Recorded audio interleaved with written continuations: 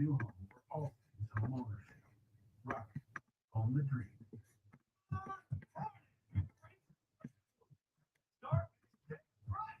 Tasha's morning dance parties are meeting rave reviews.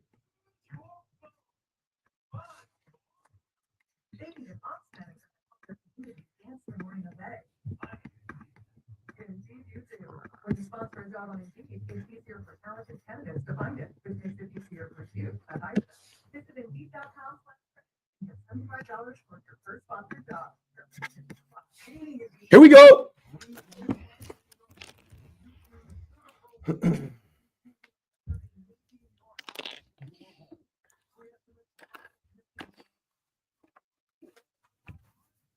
So they can see me in here, y'all. Hold on, y'all. Hold on, y'all. So they can see me in here. What up? You're Mr. You're himself. I'm about to talk that talk, but you knew that. That's what I do. That's the job description. You know that, right? I got something to say. Can I get a you're in the chat? You're.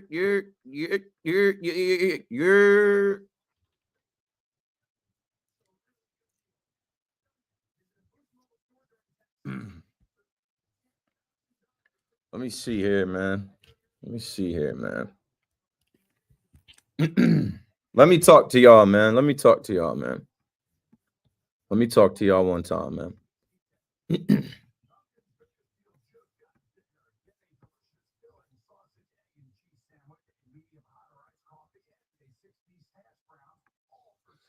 It's gonna be all right. It's gonna be all right.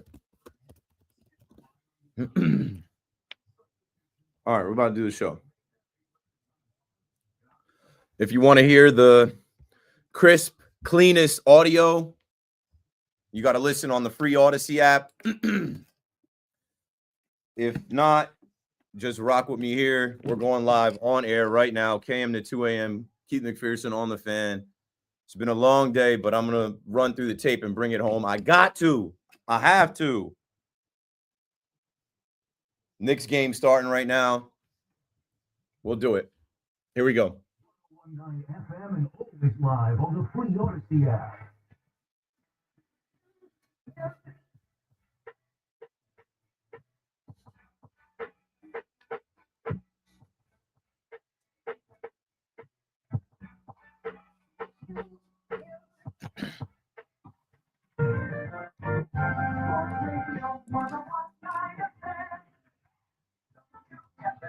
Yeah, right back at it on the Fan in New York. The Knicks just tipped off.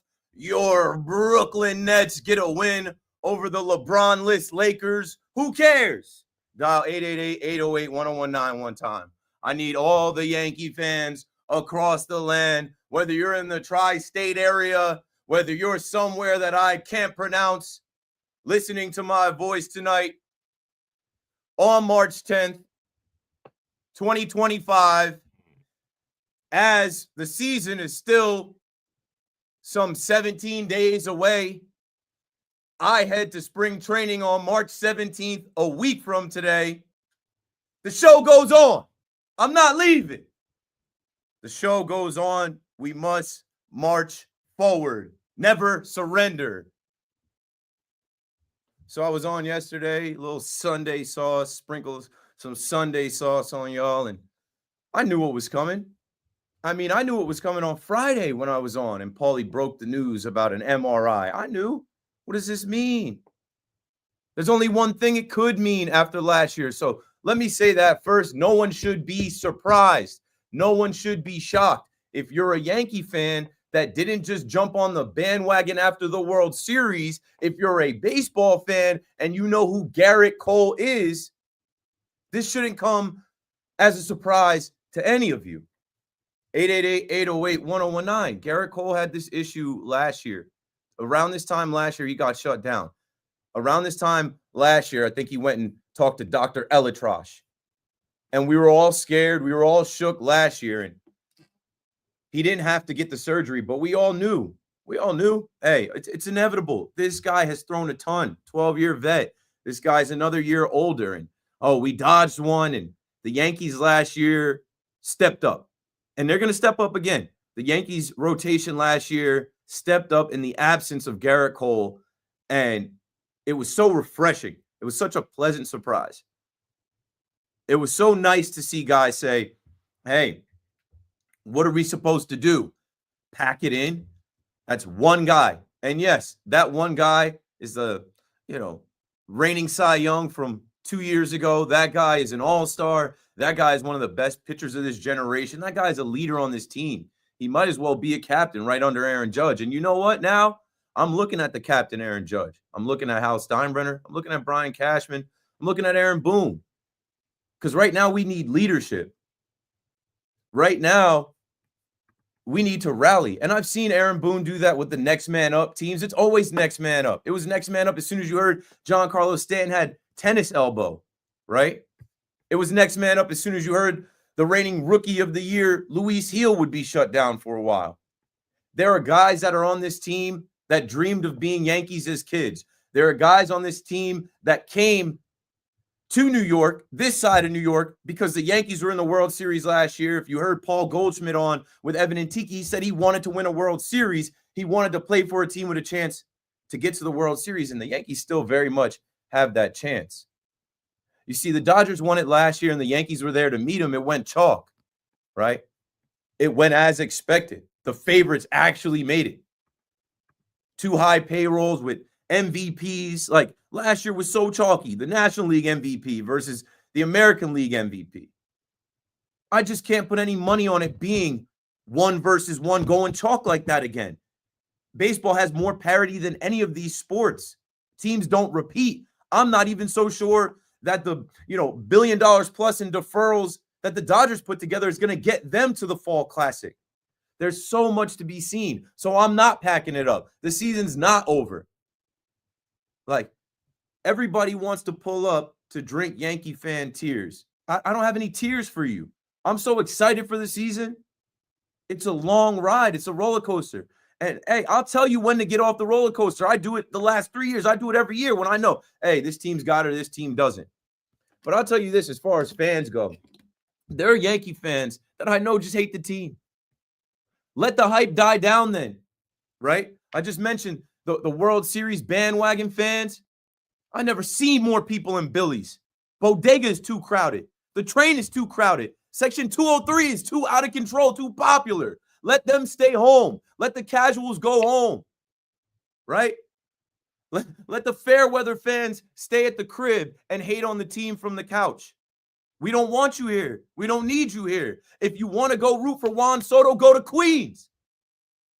888-808-1019. It's the New York Yankees, bro. This is what they do. They'll figure it out. And what I'm saying to you as a fan is, if you're a diehard fan, you're a lifelong fan, how are you going to get off the ride before the ride starts? Cole is down. Stanton is probably down for the year too. Heel for half the year, whatever. DJ LeMay, whatever. We're expecting DJ to do anything. But yeah, let the bandwagoners fall off. Let people peacock right now. Let other fans in baseball tell you that the Yankees aren't going to be good, that the Yankees aren't making the postseason, that the American League is wide open. Good. That's all part of the script. That's all part of the movie we're about to watch. A fantastic voyage. And what a movie the Yankees have the chance to make. No, not like that little YouTube mini movie about signing Juan Soto. That's corny as hell. I'm talking about a real life movie, riveting stuff, not signing free agents and posturing like the free agent didn't take the largest contract in sports history and dancing all around that to create a narrative that you'll try to strengthen more than money. Anyway, the Yankees have the power. How many times you hear Boone say, we hold the pen? Well, yeah, you hold the pen, and you know what? I don't. I don't get to pitch. I don't get to hit. This is what I do. I get to talk. I say the number 888-808-1019, hoping to talk to you, hoping to talk to the fans. This is the only little bit of power I have. Some people think I influenced the beard policy change. Some people think I influenced the changing of Frank Sinatra's New York, New York, not being played after losses. Well, if I have any influence, and it's not a coincidence, listen to me and listen to me good. New York Yankees and New York Yankees fans. The show must go on. There's business for months. How many nights did I tell you that the Yankees made more money this season than any other season all time getting back to the World Series? Well, the numbers are out, and I think the numbers are probably short. It was reported today that the Yankees made $411 million, a record, a franchise record for ticket sales and luxury suite sales. I went to more Yankee games last season than any other season. I was in the suite level more than any other season. I saw with my own eyes. They drew so many fans from March to October. Are they about to just lie down now? Are the Yankees about to take this lying down? If they do, right, I won't be on this mic screaming about anything, honestly, and I'll be able to tell. Let's see how they react. Let's see if that 308 million self-imposed cap on spending changes. Let's see if Brian Cashman, who has so much still to prove, right? After Fire Cashman t-shirts and Fire Cashman night, missing the postseason, going 82-80, and then following it up with a trip to the World Series, but losing in embarrassing fashion where you've been mocked every single day since. You lose the World Series. You lose Juan Soto to your crosstown rivals. You lose Giancarlo Stanton because he didn't speak up about his elbows, the guy that was the ALCS MVP. You lose Gerrit Cole, your ace, who's supposed to take the ball on opening day. You still have to sell tickets to opening day. Who takes the ball now? The Yankees have a business to run. The Yankees are in the business of winning championships. So if they take this lying down, I'm not going to get on the fan every night and tell you, hey, you got to believe. No, that's the Mets line. Hey, we can do it. Hope. Keep hope alive. Hope, hope, hope. No, I'm not doing it, bro. And I'm not saying that they need to go trade for Nolan Arenado right now. Sandy Alcantara, Dylan Cease, get me Luis Arias. I'm not saying they have to do that. What I'm saying is pay attention to their moves. The fan base needs it. This fan base is hurt. This fan base is hurting. This fan base, yeah, we had the thrill of getting to a World Series, but it's been hit after hit after hit after hit. And now, for me, the pain has turned into pissed off. I'm hot. I'm mad. But again, I can't do anything about it besides get on this mic and talk to you and let whoever can hear me hear me. Get on this live stream and let whoever can see me see me. I'm a lifelong Yankee fan. I love the team. I love the fans. I love our culture at the stadium. Happy New Year. We're about to be back in the Bronx. Opening day. I'll see you there. But pay attention to how the New York Yankees respond. This is another year in Judge's career. This is another year where the quote-unquote American League is weak. This is another year where you have talent, you have young emerging talent, you have older fading talent, but you have a ton of fans that are expecting you to produce and win, and the bar doesn't get lowered now. But if that's what you're on, then take that somewhere else. I can't surrender. I'm not built like that. We're going to learn some life lessons through this season in this team. Adversity hits, what do? We're going to learn about character. We're going to learn about how some of these players on this team, like what they're made of. We're going to learn about the owner of this team, the general manager of this team, the manager of this team, what they do now to react to not having $32 million Giancarlo Stanton, their former MVP, multiple-time All-Star, DH, not having Gerrit Cole, Cy Young, multiple-time All-Star winner, ace, losing Juan Soto, where Juan Soto hit a homer today. The other night, he was 3 for 3. Juan Soto is Soto-matic. He's automatic. He's going to post. And you know what? Across town, your little bros are walking around with their heads high, their chest out, laughing at you, drinking your tears, telling you to cope, saying you're cooked. These aren't my Mets right now. I'm talking to my people, Paulie. Give it a break. 888-808-1019.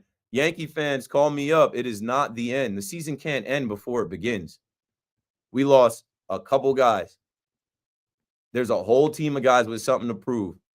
The strongest fan base in the world with something to watch, something to see. I don't know about you. I live and die with these games. I can't wait for first pitch every day. I can't wait to come here and talk about what happened. I'm not folding. I'm not folding because I've learned in my own life, we don't know the future. And God puts things in front of your path. You got to go through them. You can't go around them. And when you go through them, you become. When adversity hits and you face it head on, it makes you tougher. It makes you stronger. It makes you better. You understand what I'm saying? Like, if this team is going to do it, if this team is going to write the comeback story of being the 2025 World Series champions, maybe they're not a rocket ship, the first place team, the number one. Maybe they got to go through some struggle, some adversity. And the general manager and owner got to help the roster out. And I can see it. I can see it happening. But if they don't, like I said, hey, I won't be on this mic lying to you. I won't tell you, come on, be positive, glass half full. Like, there's a report there, the Yankees are looking for a right-handed bat, and now they're looking for more pitching. They should have had it already. They're not above criticism at all. They should have had these holes fixed. They should have stacked the deck. Brian Cashman, when I last saw you before the trade deadline, what did I say then? Stack the deck. We didn't go get Tanner Scott. We didn't go get Flaherty. We didn't go get extra pitching. We got Jazz Chisholm, and shout out to Mark Leiter Jr. It wasn't enough. Learn from your mistakes. Before you know it, there's no time left. And there is no tomorrow. 888-808-1019. We'll start with the Yankees. But of course, NFL free agency. This is why you love the NFL, and the NFL is king. Justin Fields. We'll talk about it. Keith McPherson on the Fan. Call me up. We'll be right back.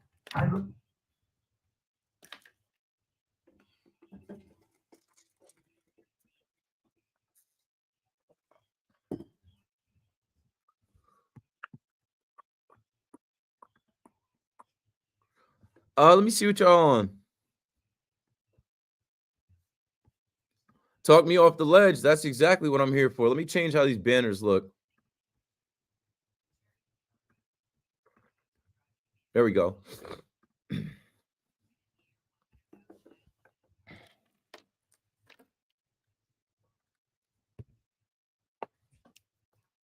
My boy Frosty, what up with you? James, what up? Twitch gang, what up? We building the Twitch. I don't play video games, but I am going to start streaming some of the Yankee games. So when the Yankees are on the road and I'm not at the stadium, we will do live watch-alongs of the game so we can go through the misery together. Go Yanks. I'm still excited for the season. David, what up? Pam, what up? Who will be our pitcher for opening day, Keith? I don't know. Maybe Marcus Stroman again. There you go. Yankees were 25 games over 500 without Cole last year. It was a pleasant surprise to be like, yo, we're good. They did it last year.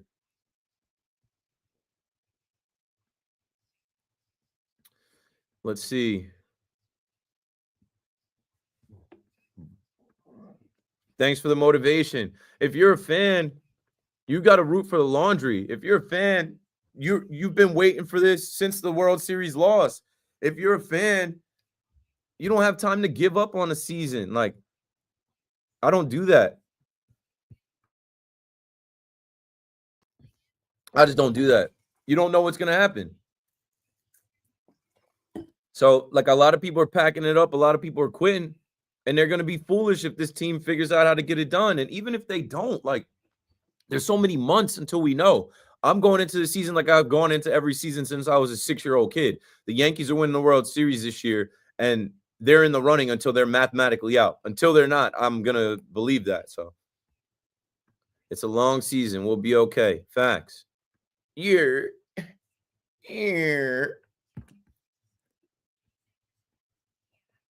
Yeah. So guess what? Let's run it back. Will Warren, Rookie of the Year. All right, let's see.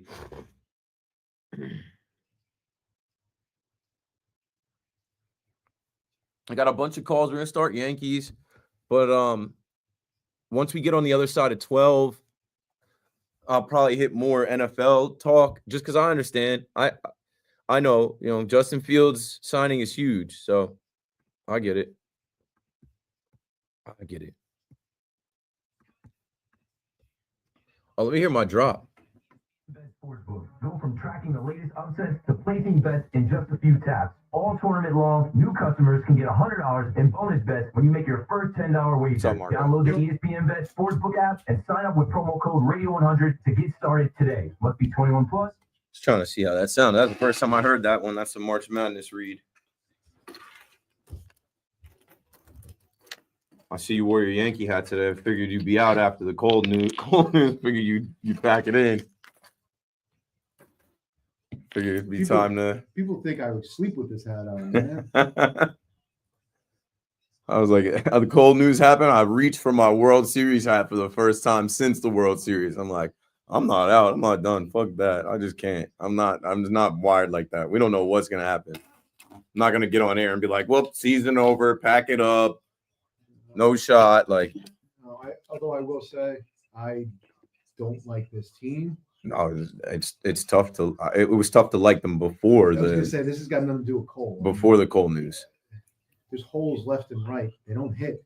I feel like this is 2 years ago. They don't fucking hit. If Judge And as doesn't much do it, Yeah. there's a lot If more Judge pressure goes on. down, they're under 500. Yeah. This is not a good team.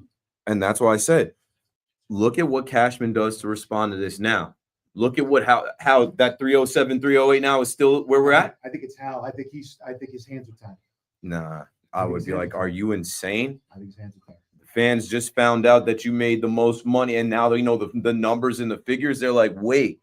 I think it's honestly, because if you look at it, the number that they offered Soto, everybody looks at the 765 and it's like, oh, look at that. It was 16 years. Look at the annual. Yeah, The annual 16 was years. 47 and a half. I know. 47 and a half. Look at what the money they brought in for this year. Mhm. It was 47 and a half million. They had roughly. their pivot plan. They knew what the budget was. Mhm. So if they can add 47, they got Bellinger, they got Goldschmidt, they got Fried, and the first year with Fried is actually less than what it is for the rest of the contract. Yeah.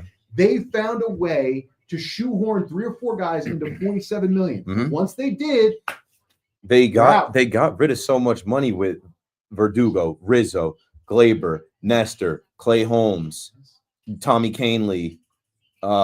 they were able to break even. Yeah. And that's what they did. They Yeah. broke even, but it leaves holes. When you break even, you leave holes. Don't tell me, hey, well, DJ, when he's healthy, he can be a no. You have holes in your lineup and you have no bench. Not going to change. It has to. It won't.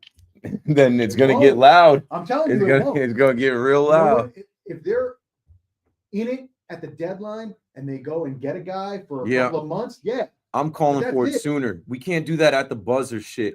We can't wait on it. We can't do the making moves 4 o'clock on trade day. Like, But you got to be proactive. You gotta like, I don't know. That's what I'm Yeah. calling for tonight. they're out of cash. Nah, I'm tired of everybody saying they're out of loot. They're never out of loot. That doesn't make any sense.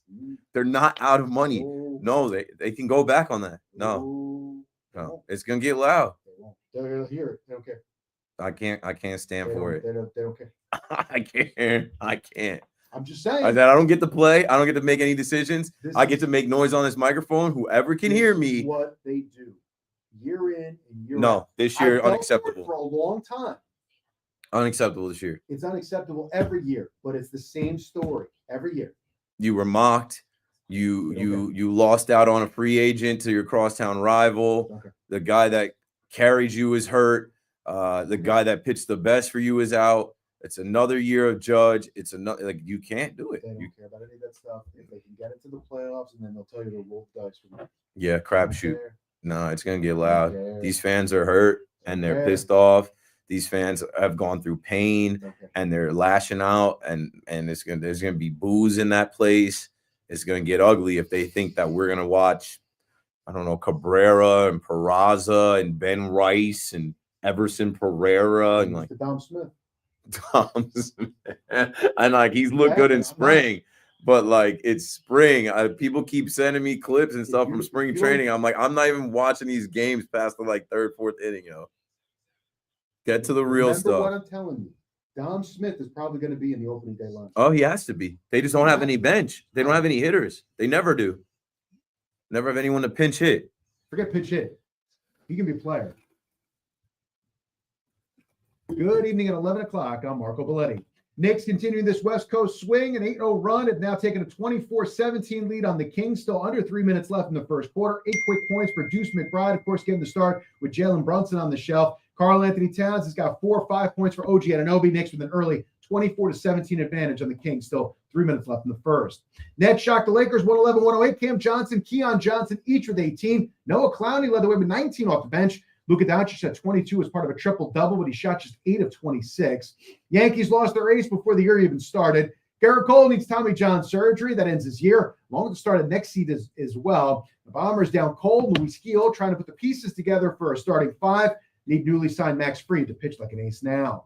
Yet the Jets have their new quarterback, hoping to tap into the potential that made Justin Fields a first-round pick. It's a 2-year deal, $40 million, $30 million in guaranteed money. Jets also lost DJ Reed to the Lions, picked up corner Brandon Stevens, 3 years, $36 million. Safety Andre Cisco, 1 year, $10 million. Also kept linebacker Jamie Sherwood, 3 years, $45 million.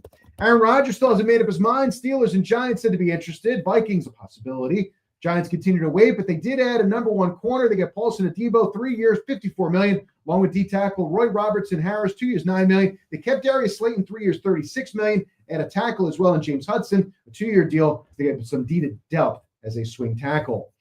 53 degrees, clear skies, Central Park, and that's happening. I'm Marco Belletti.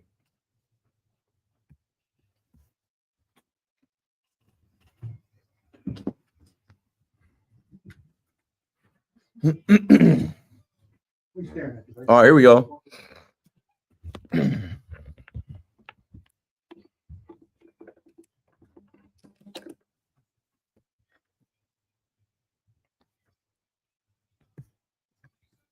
They're not, dude. DJ's on the IL. Monmouth County, what up?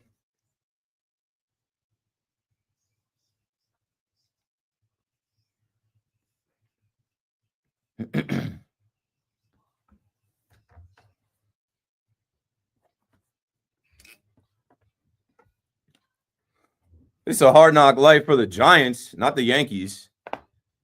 Like, the Giants literally did the first and only off-season hard knocks. And now the rumor is players don't want to come play for Joe Shane, don't want to join the Giants. And I mean, they signed a couple players. You just heard one in the update, but I mean, people were like, wait, you wouldn't give Saquon 3 years, $38 million, but you gave Darius Slayton that money? We'll get there. We will get to the NFL talk. We will get to the Jets and the Giants. In my chat, someone just said, I'm a Giants fan. I'm mad as hell we let the Jets get Justin Fields. We better not end up with Russ or Rodgers. You might not end up with either one. 888-808-109. You probably have Jameis eating W's in East Rutherford. Artie is in Rockland, first up on the Fan, talking Yanks.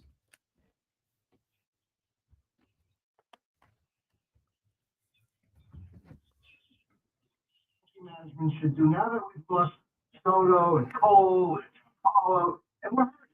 I would sit down, a couple of young guys, Jason Dominguez in particular. I'd sit him down and say, listen, we apologize. We're sorry. You're not a left fielder. You know what? We need you to flourish the way you did in the minors as a center fielder. You flourished the first year for 9 games with 4 homers. You were a center fielder. We're going to put you in center field indefinitely. Don't look over your shoulder. Don't look at the minors. Don't look at anybody. You're the center fielder going forward, and relax and hit the cover off the ball like you're capable of. Yeah, that's not going to change anything, Artie. They've put Trent Grisham in center field since he's been back. We haven't seen Dominguez. They'll put Cody Bellinger in left field. Dominguez is going to play left field. That's not. And he's center. It's messing with his bat. No.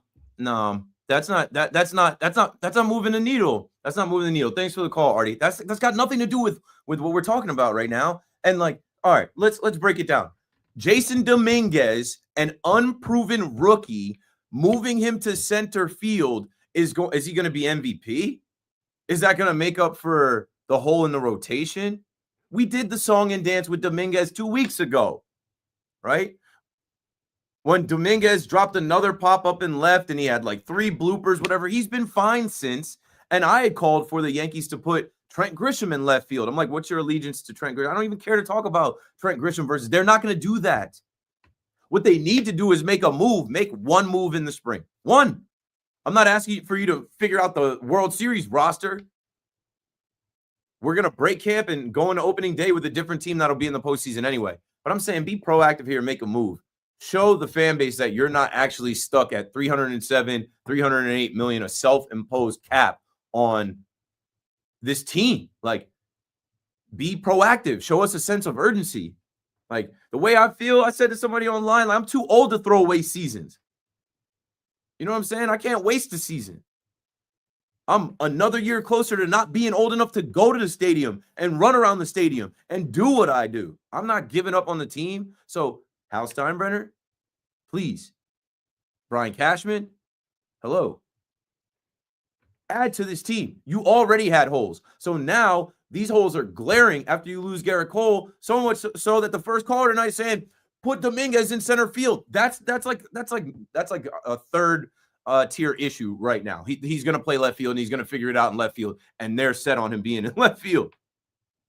Brian out in West Sacramento, California, downtown in New York on the Fan.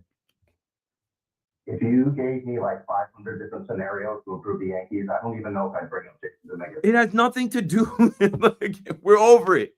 Completely irrelevant. The reason I'm calling, I mean, I understand, I respect your kind of positive attitude going forward, and I don't want to be like some crybaby on Twitter. Be real, but be real. You know what I mean? You got Cole gone. You got Heel out 3 months. Clark Schmidt missed 3 or 4 months last year. Max Fried has forearm issues the last 2 years. You know, Will Warren is going to be in the rotation. Dude, he was a rookie. I get it. He was horrendous last year. I don't even know what he's doing in spring training. Maybe he's changed. He looks better. He looks better, but it's exhibition. It's spring. Right. And then Stroman, Stroman is what he is now, and his bugaboo has always been he disintegrates towards the end of the season anyway, and it's only becoming more pronounced. So, I don't want to take that fork out, man, but I am very concerned. And you should be. And hey, make moves. You know, this pitching rotation that was all world is now being held together with, you know, Band-Aid stuff. Carlos Carrasco is going to get starts. Will Warren is forced into the lineup. We can hope that he's rookie of the year, and we have back-to-back rookie of the years in the rotation, but that's far-fetched. Thanks for the call, Brian. 888-808-1019. I said this when Heel went down.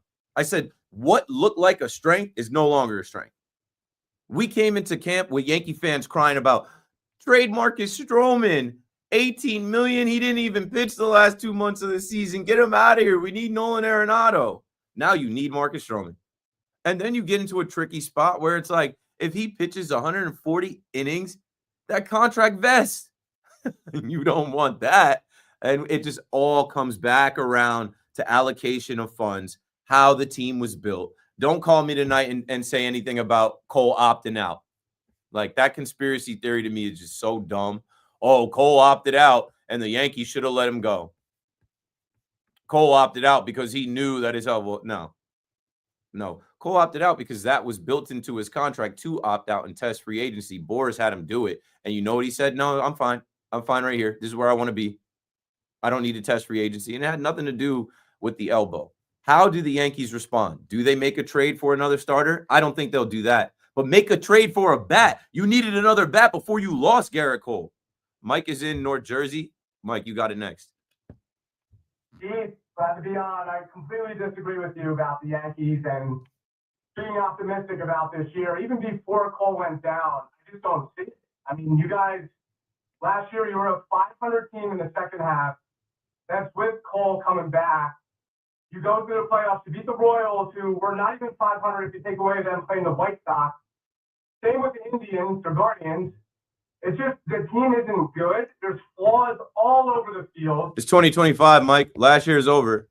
Go on though. Last year's over. I can't go back to last year. You play who you play, and they beat who they played and got to the World Series. I can't take anything from that. I agree with you, and that's fair. And that's Different team this year. Cody Bellinger wasn't on that team. Paul Goldschmidt wasn't on that team. Devin Williams wasn't the closer of that team. Max Fried wasn't on that team. Jason Dominguez, like, duplicate.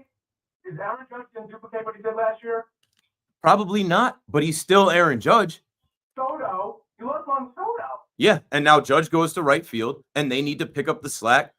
Juan Soto is great, but it doesn't mean, like, losing Juan Soto, you get Max Fried, and now you need Max Fried in that rotation. So I guess there's a little bit of a silver lining in that.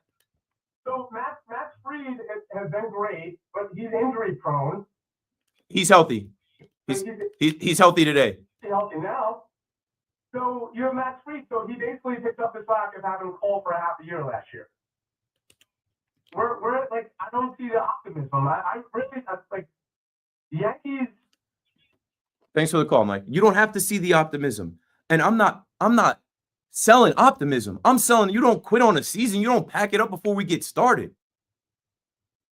Why do people gamble? Why do people bet on these things?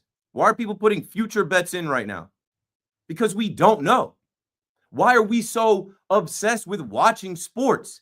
Because we don't know how the game is going to end. The Knicks are up 41-22 in Sacramento. Boy, do they need this win. People are watching this entire game to see the Knicks actually get it done. We will watch this entire Yankee season with the belief that this can happen, that can happen, someone will rise, and maybe they can make their way back to the World Series and win it. Stop calling me about 2024. It's a wrap. I had a whole show last week where I was like, last year is over. Can we stop doing that? No 2 years are alike. It's a different team. 888-808-1019. Justin in Floral Park gets to talk next. You got it, Justin. Go.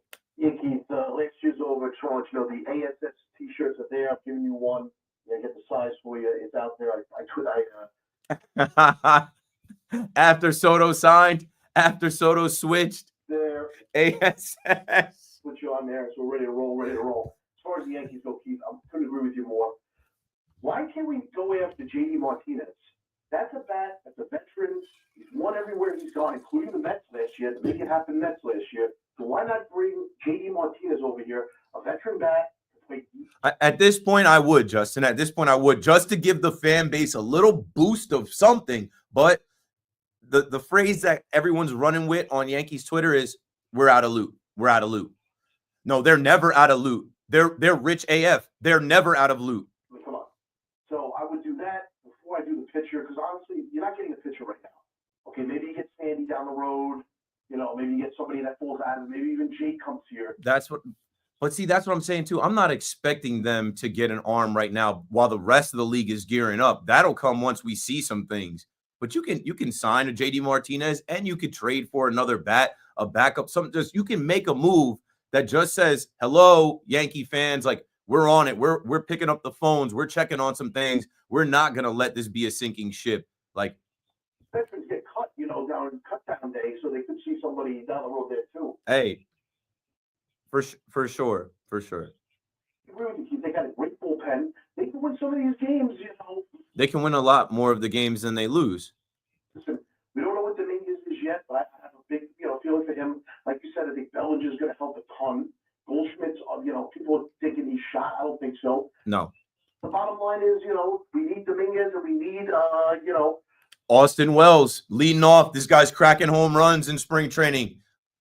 Austin Wells is going to be coming up. Hey, fine by me right now. So, listen, I told you what I fear in the American League right now. It's just the Red Sox and what they did with that, young pitching staff and getting Walker Buehler there. But outside of that, I don't think Houston's Houston. Texas maybe might have improved, but, and the Orioles still got a young team that are a little bit wet behind the ears. So, I mean, the Yankees are still favorites to win the division, even with Cole going down. Yeah.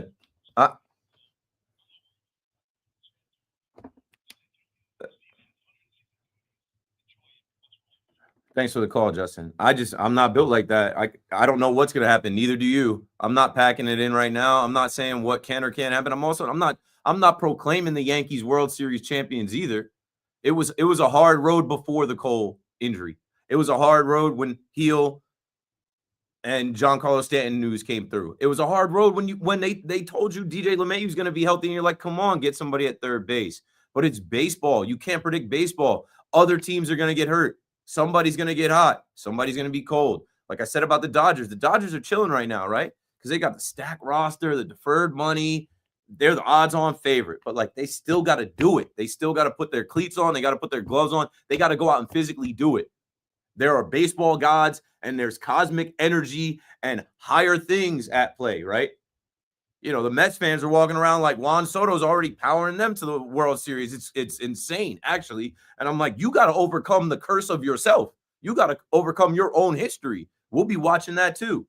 Paul is in Franklin Square. Hello, Paul. Hey, how you doing, buddy? Thanks for taking my call. I want to talk about the Yankees. Listen, I'm not stressing out either. Yeah, I'm with you. You know, like, listen, you got a whole season to play. Anything can happen. We'll be fine. You know, like, we make the playoffs most of the time anyway, so we'll probably make the playoffs. It's going to be rough. It's going to be tough. Not going to go as smoothly as we thought it would, but, you know, we'll be all right. But with that being said, listen, I just want to point out, last year, when Cashman, you know, when he traded for Soto, he was taking a risk and it didn't pay off. I said to my friend, they went to the World Series. They went to the World Series, but they didn't win it, and they won, and they lost. They won the American League. They did pay off. They won the division. Right? Were you satisfied with that though? The way they went out like that? I enjoyed much of it until the very end of it. Yeah, listen, me too. Me too. I went to Game 4 and Game 5. Listen, I was enjoying. I was having a great time. Up 5-0. That game was I was in there as well. Yeah, didn't see it coming. Thanks for the call, Paul. I understand what you're getting at, right? And a lot of people have come around on this. Some folks were talking about wish we had Michael King. Should have never traded for Juan Soto. No, you come on.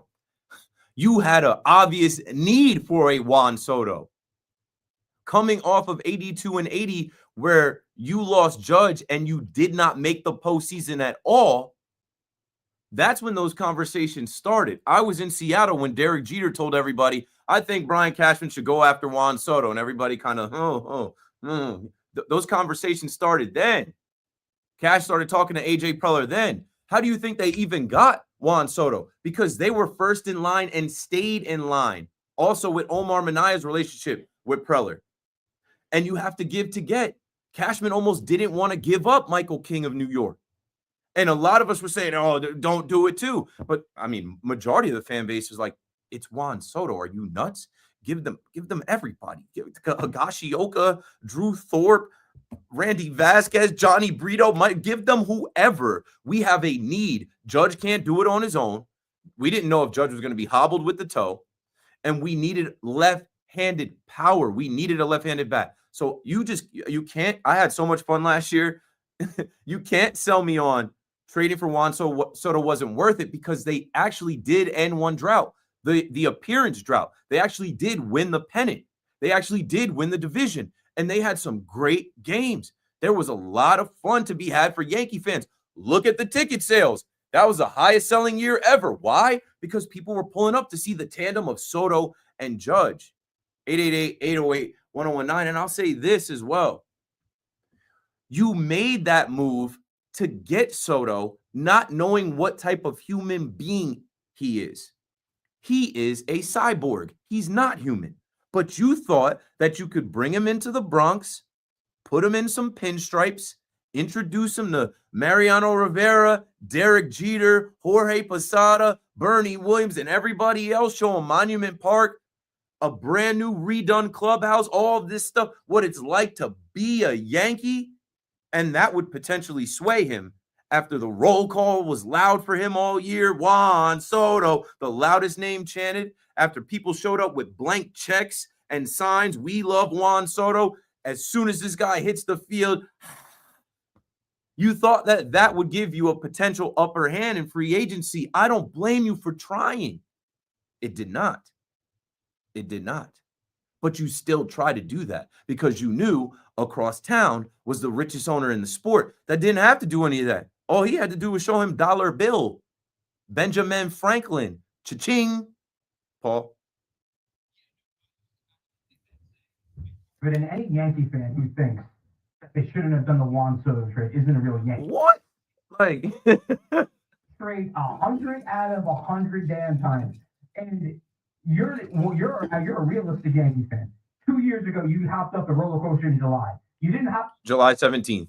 Half of in February, March, because that's ridiculous. I came in here July 17th and people were talking about the Yankees trading for Ohtani because Buster only floated it on ESPN. I said that's Yankees for clicks. The season is over. They got beat in Colorado. I'm like, this team sucks. They find ways to lose. They're not winning a damn thing. I'm out. You guys keep the faith though. But you didn't think that in that March. Nah, I've never. Nah. No. There wasn't one year in March that I was out on the Yankees. How does that work? How do you do that? And that's part of being a fan, by the way, is the peaks and valleys and the ups and downs. And yes, this sucks way more for the fans than it does for the Yankees and for Gerrit Cole, even with the Tommy John. It does way more for you, the fan, and for the people who are listening right now than it does for the actual organization and the players and stuff, because they have to live with it every single day. Yeah, and that's why as a fan, on the fan, talking to fans, I'm trying to talk some of y'all off the ledge. I'm trying to hit y'all with reality that, like, we don't know what's going to happen. The Yankees did not have Gerrit Cole the first half of last season. They were 25 games above 500 at one point. Oh, yeah, Keith, but they had Juan Soto. Okay, now they have Cody Bellinger. Now they have Paul Goldschmidt. Now embrace the Martian. Let's see what this team looks like. Can you give them an opportunity to become Jets fans? Can you give Justin Fields an opportunity to become your quarterback? 888-808-1019. I'm going to sprinkle in a little bit of the Justin Fields conversation when we come back. But if you're on hold to talk the Yankees or, talk about Gerrit Cole and everything else, of course, we're going to do that too. Keith McPherson on the Fan. KM to 2 a.m. returns right after this.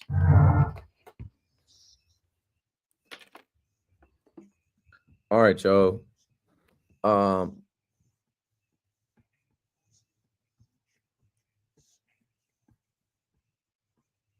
Where was I in the chat? I respect you keeping it 100. PR, you be hating, though. You be hating big time, bro. I thought I blocked your ass. I might have muted you. Whatever. I don't really block people too much unless they get, like, wild racist or offensive. It's like, all right, like, why are you on my page if you're going to be so, like, just negative and dumb? You know what would give Yankee fans some hope? If we still had Soto, but our owner's a bum. Yeah, I said it. You're bugging out, bro. Our owner put up $760 million to try and get him. That's enough to get anybody to be a Yankee.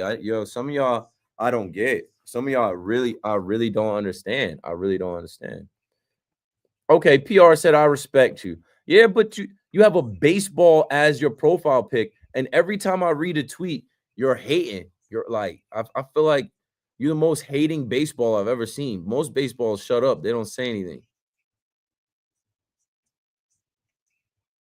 All right, here we go. Cole's arm falls off and people are still calling about the Martian. Now we're back to, like, the first call. Like, what are we talking about, bro? That's not the concern tonight. Give Dominguez a break. You know what I said online? I got some likes on Instagram. I said, the New York Giants are more likely to sign Colin Kaepernick to play quarterback than the New York Yankees are to sign Trevor Bauer to their rotation. With the days off, wouldn't we see Fried twice before Cookie comes in? When I say Cookie Carrasco is going to be in the rotation, what I mean is, like, every year your starting five doesn't get all of the starts. Every year you need anywhere from, like, 10 to 15 starting pitchers with injuries, with double headers, with makeup games, with IL stints, with, like, young guys come up, guys get acquired. Like, your starting five is not the five that make every single start. Go look it up. There's always, like, 10 guys, sometimes more, that end up starting for any given team. Some teams have 15 different starting pitchers. Carlos on 11-11. What up? Yeah, that's all. I'm like, you play who you play, and people are acting like Bobby Witt Jr. wasn't on that team, like Tommy Pham wasn't on that team, like Salvi wasn't on that team. Like, they didn't have dirty-ass pitchers, bro. Cole Reagans, Seth Lugo. Like, they weren't good? Okay. Yankees contact Lynn, contact Kyle Gibson. These are not exciting answers, but can help. I wouldn't even waste time with them, for real. I'd rather let some young guys come up. Who had soft tissue injuries, not injury prone? Blisters do not count as injury prone. I don't know what you're talking about.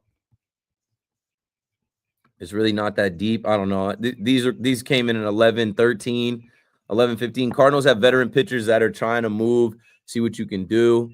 Yeah, they should have been on the phone with them to get Nolan Arenado. You can say you wish you can have King back, but you can't wish. You never should have traded for Soto. I would do it 100 times out of 100. They trade outside of King. Is anybody asking for any of those guys back right now? So essentially, we traded Michael King for Juan Soto. Great deal. Essentially, we traded Michael King for Juan Soto and got back to the World Series. I'd do it 1,000 times over.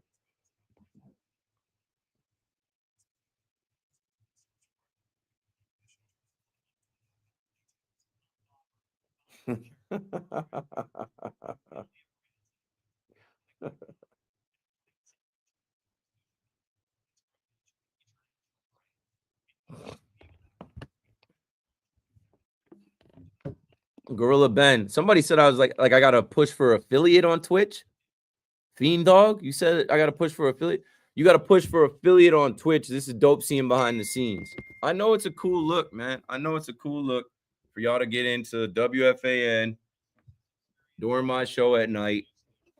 Get a look behind the scenes at the station after hours. This is the after party. This is the after hours. When everybody else dips off, your boy comes in and does his thing, KM to AM, KM to 2 a.m. And it's just a different vibe after hours. It's like everybody, like the parents went to sleep. Everybody in the basement talking about the Yankees. We're about to start talking about the Jets. You know, if I had a beer, it's like you crack a couple beers and you start talking about, hey, I don't know who they should get, man. Is Max Fried going to hold up? Oh, you're talking about Max Fried, soft tissue injury guy. Yeah, he is injury prone, though. Like, that's the thing. It doesn't matter the injury you have when you have multiple injuries. You fall under injury prone being out. People don't care. People don't care if it's a bone. People don't care if it's a muscle. People don't care if it's a hangnail. If you miss games and miss time, you are injury prone. And, like, nobody cares to check, yo. Keith, is Golston on the Cowboys good? I just saw that. And it's no. Chauncey Golston signed with the Giants on a 3-year, $19 million deal. I don't think he moves the needle, bro. But I think they're trying to get that defense shored up. Yeah, my boy RJ just said the Cowboys cleared up so much cap space last week to do what? That is a very fair question. They should answer with actions. They're letting guys go. So that's just a guy that they let go. Soto didn't like being a Yankee. Maybe not. Clearly not enough. I don't think they make a move, honestly, not until closer to deadline. That's the thing. Like, I can't do the buzzer beaters.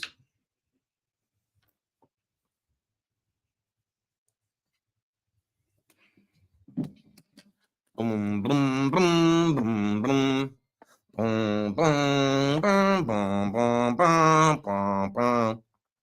All right, 11:30. As we proceed to give you what you need. All right.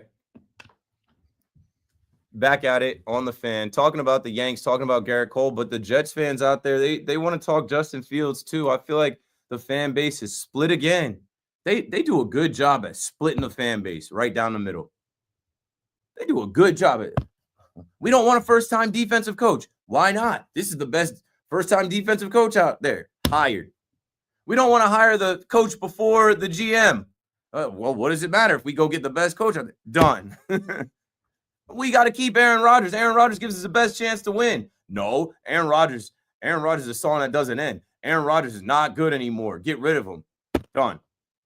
Chop you right down the middle, Jets fans. And now, a guy that you could have had back in 2021, a guy that came on the scene for me during that QB1 show.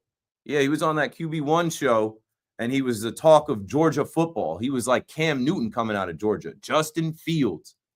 And he made some mistakes, going to Georgia, one, because he was just so sure of himself. Jake Fromm goes to a national championship. He thinks he can go to UGA and, like, beat him out. And he gets, he gets used like Tim Tebow when Chris Leak was there. Not even. But then he's got to transfer, right? He's got to get up out of there and go to Ohio State.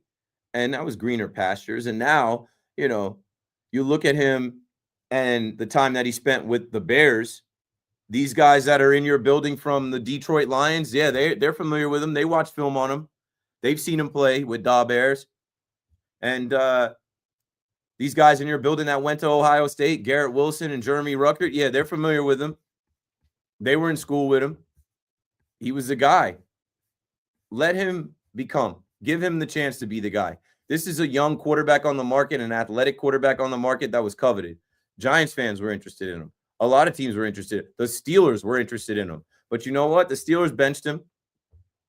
And you got to look back at those games. When those games started, he was undefeated. When those games started, he was a threat to run the ball, throw the ball. And I'm tired of people saying he can't throw. That's like, come on.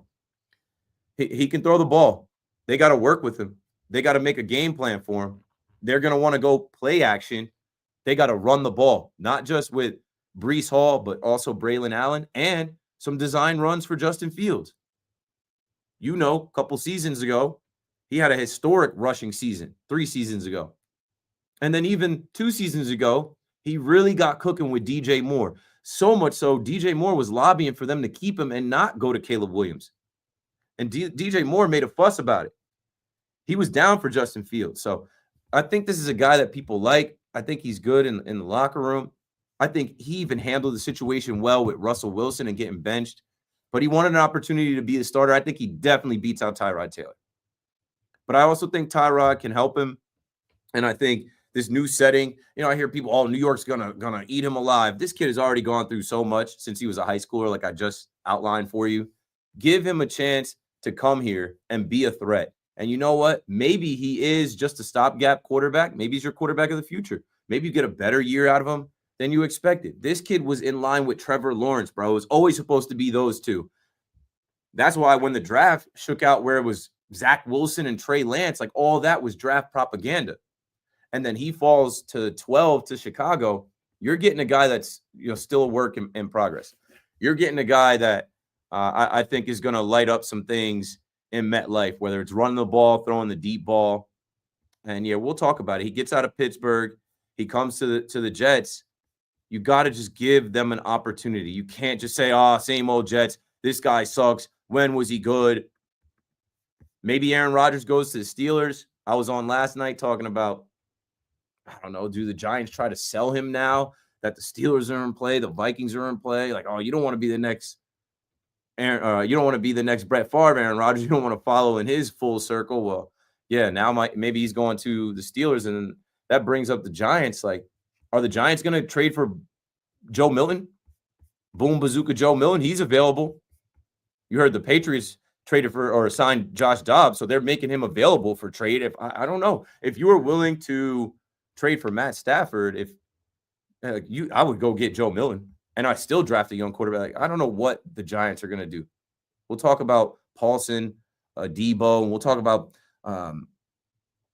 Chauncey Golston from the Dallas Cowboys. There was another move they made. They got a tackle, but we'll get to it. Just sprinkle in a little football for the fans that don't care to talk about the Yankees and Gerrit Cole and the Mets fans. We'll get to you as well with Juan Soto homering and it just being glorious as a Met fan right now to be like, the Yankees are cooked. CJ's out on Long Island. CJ, you're on the fan. Go for it. What's going on, Keith? How you doing tonight? I'm good. Thanks for calling. I just wanted to say, man, I totally agree with you on everything. These Yankees fans that are doom and gloom, season hasn't even started yet. There's so many injuries around the league, it's not even funny. One guy being out doesn't mean it's over. We got so many other guys, it's not even funny, that need to step up and be the next man up. We don't even know the next moves that Cashman and the office are thinking about making. Like, who's to say they don't go out and go get another bat soon? Who's to say they don't make a sneaky trade like they always do in some way, shape, or form? It doesn't need to be right away, but it could be at some point in the season, early, or, you know, near the deadline when they really, really need something. This team is leaps and bounds better than it was last year. I'm so tired of hearing about last year. It's done. It's over with. Real Yankee fans are going to go to Yankee Stadium and show out for this team because they're defensively better than they were last year. And you know what? They're still going to hit the ball around. Bottom line of it all. Thanks for the call, CJ. I disagree with their, what do you say, leaps and bounds better than last year's team. Last year's team was a World Series team. Last year's team went toe-to-toe with the Dodgers, but had self-inflicted wounds. I don't know if I won't know. I can't base it off of spring training and in theory moves that this Yankees team is better than last year. But I am rocking with you as far as like they tightened up the screws. We don't have to watch Gleyber Torres boot a ground ball or throw the ball into the dugout. We don't have to watch the game on the line and Verdugo takes a couple steps in and then the ball's over his head, or Clay Holmes on the mound blowing 14 saves. Rizzo being too cooked to cover first base. Yeah, now you don't have to worry about Gerrit Cole not covering first base either. I really do think that the bullpen is the strength now. I mean, it's been New York Penn Station, all stops here, all aboard. I'm not getting off the train. The Cole train's not running, but like this train is going, man. And you don't have to be on. You do not have to be on. You can hate the team. You can hate the organization. You can say you're done watching and you're not going to Yankee Stadium. There are millions of people that are pulling up. There are millions of people that are sitting in their seats, popcorn ready, saying, yeah, start the movie. Start the movie. I've seen the trailer. Start the movie, though. Josh is in Passaic on the Fan. What's up, my guy? Hey, Keith, how was your weekend? How do you enjoy it? I don't know, man. I don't even remember the weekend now. Today was a lot, though. The Cole news and everybody reacting and people texting me. Like, don't text me. Don't, like, you think I don't know? I knew yesterday. They want your reaction, and at least you had 2 days before it actually got confirmed to prepare yourself for it. I knew Friday when I was on. Paul's the one that hit me with it Friday, and I knew, deja vu. I kept saying it second time around. Fool me, can't fool me. Like, fool me, he's done. Right, and anyway, I'm trying to tell all the Yankees fans the same thing is that they always find the next pitcher, and Stroman always plays well for the first few months of the year, so that will be hopefully until Lucille comes back. And some of the best baseball they played last year was in the beginning of the year without Cole. It's not because they didn't have Cole, but they can still survive without him. And I just like how they're all giving up on the season. And people that are saying should have never traded Michael King for Juan Soto, that makes no sense. That you had a nice amount of pitchers last year, and you do what you can to win the World Series this year. And you'll think about it next year. I just can't stand these people. Yeah, those aren't the kind of people that you want in your circle. You don't want in your group chat. You don't want to go to the game with, because it's like they just have a loser's mentality. They're quitters. They're like people like that. You're never gonna be anything in life. You're never gonna achieve anything. You got to understand, like you got to go through it to get to it. Anything worth having comes with a challenge, adversity. Like pressure makes diamonds. Like all of those things are cliche, but they're real. And look at how many pitchers the Dodgers were missing last year. Yeah. I thought about leaning into the Dodgers, right? Because the Dodgers didn't have, they did it without Kershaw completely, but they didn't have Tyler Glass now. They didn't have Dustin May, Tony Gosselin. But then the counter to that is like they had Ohtani. They had Mookie Betts. They had Freddie Freeman. And then they go for it at the deadline every single year. The Yankees don't do that. So it's tough to use the Dodgers as an example. I will use the Rangers as an example, though. 2 years ago, they lost DeGrom. Right? DeGrom was their big signing, their best pitcher. They lost DeGrom, but then also what did they do at the deadline? They added Jordan Montgomery. They added Scherzer. They added Chapman. They didn't leave a stone unturned, and they turned up when they had to, and they got it done. I can't stand people just giving 3 weeks before the year. And before I get to a little basketball, with the Devils kids, Markstrom, Friday night looked like he just came off like a red-eye flight. The guy was moving in slow motion, and he was 6 goals on 25 shots. And Jake Allen played much better on Sunday, and hopefully. So now you're hanging up your Nico Dawes jersey. You need a Jake Allen jersey. I don't know. Markstrom was amazing when he was healthy. I'm just hoping it's as he's coming back. But he was brutal, and they played a good team. The Jets, at least they're able to come back and get that win versus the Flyers. All I need to just believe in them again is just be consistent. Win more than you lose the rest of the way here. Give me a couple wins a week. It's on that 3 seed. Yeah. Can't quit on the Devils either, bro. We don't know what's going to happen. Jack Hughes is one man. That's the thing. It's a team sport, and these are grown men. They're not packing it up. And they also are missing Dougie. Count that too. Right. And then going on to the NBA, still can't understand how the Nets always pull off these wins. And, at this point, I think we gave up on them really trying to get into that play-in race, and then they come out and beat the Lakers. But D'Angelo Russell, I used to love this guy a few years ago when he was on the Nets before they traded him. This guy looks pretty washed. And last thing, Keith, think that I want to speak to if possible, if you could speak off air about last week, if possible. What happened last week? Okay, I'll put you on hold. Paulie, hold for Josh, and I'll talk to him during the break. We got a break right now. 888-808-1019. If you'd like to talk Justin Fields and the Jets, we could do that. Most of my calls are Yankees, Gerrit Cole, Keith McPherson on the Fan. Right back after this.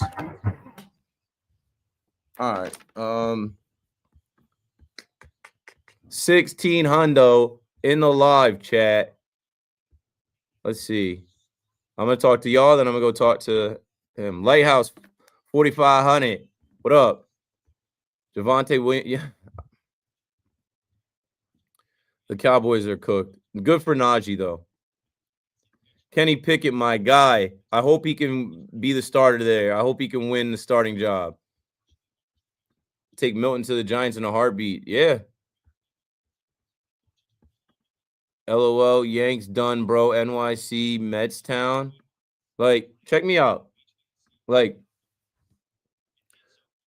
what happens in a month, 2 months, if, I don't know, the Yankees have a better record than the Mets? Like, we don't know what's going to happen. Yankees are cooked. Mets World Series champ. Yeah, okay. No hitting, no pitching. Good game. Subway Series going to be a feast for Soto. Okay. Soto, all you can eat. How's the bread man doing? How the Rangers doing? Focus on that. Focus on that, my boy. Everybody wants to pull up to drink Yankee fan tears. I don't have any tears for you. I'm so excited for the season. It's a long ride. It's a roller coaster. And hey, I'll tell you. Oh, he's still there? My boy Gabe cooking up. I'll be back.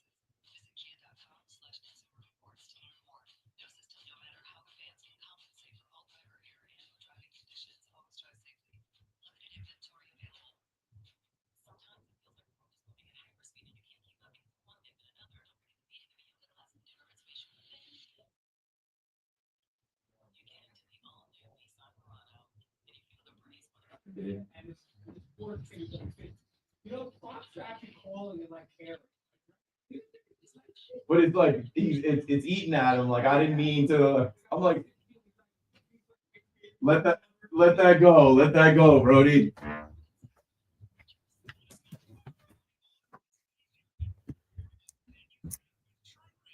All right, I was trying to watch that video.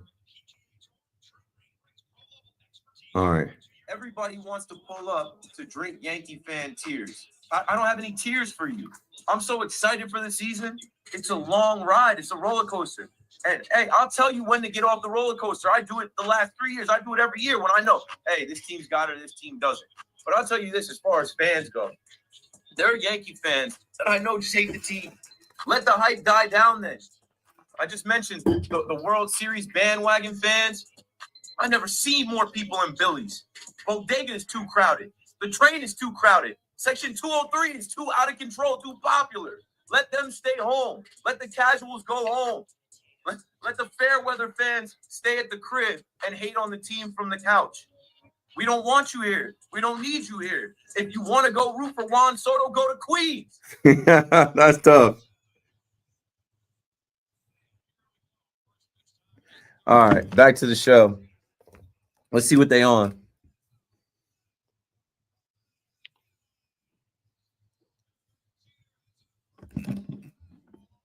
Derek Jeter hits a first ball fastball. Shout out to John Sterling.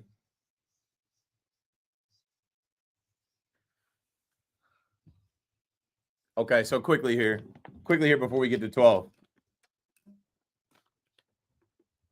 Go Brooklyn, go Brooklyn, go Brooklyn. How about those Brooklyn Nets? They don't know what to do, huh? The Jekyll and Hyde Nets this year. They don't know what they want to do. You trying to lose? You tanking? Or you trying to win? Oh, no, you're trying to win. You're trying to get to the plan? You're trying to draft somebody. What you trying to? They don't know.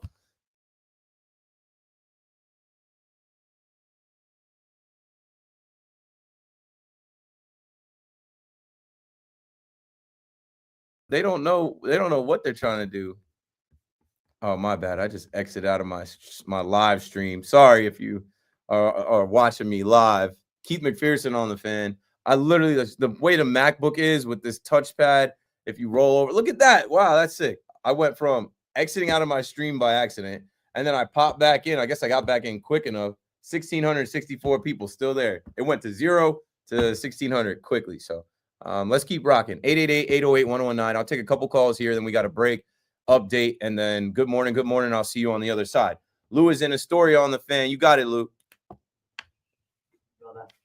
Oh, I'm good. I mean, obviously not great with the state of the New York Yankees, but it's not breaking my stride. Not yet. You just like my son. You believe that we're going to win. We're going to win. I'm going to be realistic. And I think that I called you before and said that we're better than last year. He's got to be out of his mind, okay? We don't have Soto. Now we don't have an ace for the rest of the year. Stanton. But anyway, Luis Hill. I'm very happy to play. Yeah, you can't say that the Yankees are leaps and bounds better than they were last year when we don't have 4 major players, the rookie of the year, the ace of the staff, the ALCS MVP, and Juan Soto. Like, we can't do that. You know, I mean, if that wasn't in the afternoon, they would have hung up on the guy. But anyway, Justin Fields, I'm very happy. I'm glad Aaron is gone. Aaron Rodgers is gone. This is the guy that I really want. I remember watching his last game in college. Before the draft came in, and he looked outstanding. And that's the guy I wanted. We ended up with Zach Wilson, but hey, that's history. Yep. But I got a question for you. We talked about yesterday about Rick Pitino that, hey, he had the skeleton in the closet, and Trevor Bauer is out there, and we need pitching. Can we give this guy a freaking chance? I mean, because it's all about winning when it comes to the city and the world. If he wins 8 in a row, like I was telling you, and not that he's going to be forgiven, but he's going to, Out at 55 here. He can still pitch, okay? I don't understand why he's not giving me a chance. What does it take? I mean, our commander in chief, right now, and I know you don't want to talk politics, Mr. Trump He has worse record than this guy right now. Thanks for the call, Lou. 888-808-1019. I'm going to take this all the way to the break. Let me speak for 2 minutes here. The New York Football Giants have a better chance at signing Colin Kaepernick to play quarterback for them week 1 than the New York Yankees have of signing Trevor Bauer to join their rotation in place of Gerrit Cole. I see what you did with our president. He was voted president by a lot. He was voted president. Like, it isn't a matter of skeletons in his closet. The people voted for him. He's the president. I see what you did with Rick Pitino. That's completely different. I talked about Pitino and St. John's, it being a Catholic school and Catholics believing in forgiveness, and he's repented for his sins and all this other stuff. And now look at the blessings he's bestowing on them. That's different. And the skeletons in Rick Pitino's closet that we know about that aren't in the closet, they're nothing like we've found out about Trevor Bauer. And I know all these people want to say guilty until proven innocent. No. No. If Trevor Bauer was going to get back into Major League Baseball, a smaller market team would have done it already. If Trevor Bauer was good enough, he would have got an opportunity. He pitched in Mexico. They've seen him pitch. Wasn't he pitching in the Korean League or Japanese League, MPB, something like that? There's enough film on him. There's enough data on him that if he was still this Cy Young caliber pitcher and he won the Cy Young in the 60-game season, the COVID year, if he was good, he'd be in Major League Baseball. So let's move on from what he did with the ladies. Allegedly, he's not good anymore. And the New York Yankees, you'll see Anthony Volpe pitch before you see Trevor Bauer. And no shot at Volpe. I'm saying like a position player will get a start before Trevor Bauer even get a sniff. Like, and you could talk about Gerrit Cole in their passage. He's not good, and he's not worth the negative attention. He was in this exact studio I'm in couple years back, not even last year, talking to BT and Sal. I said, yeah, the Mets should go ahead and run it because they had some history with him in the past. Nobody's putting that stain on their organization because he's not worth the stain. He's not good. 888-808-1019. Keith McPherson on the fan. I'll say good morning on the other side. BRB. It's tax time.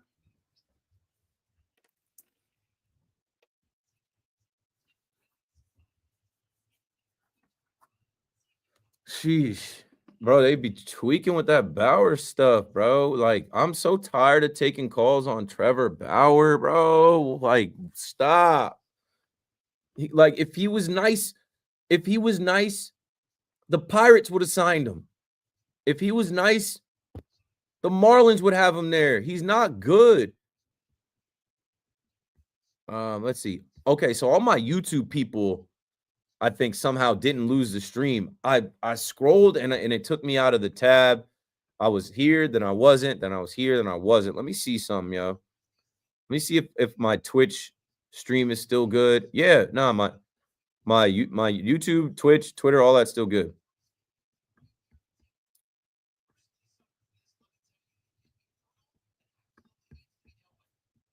Like, it's funny. Oh, and I gotta punch this. Actually, I gotta punch this right now.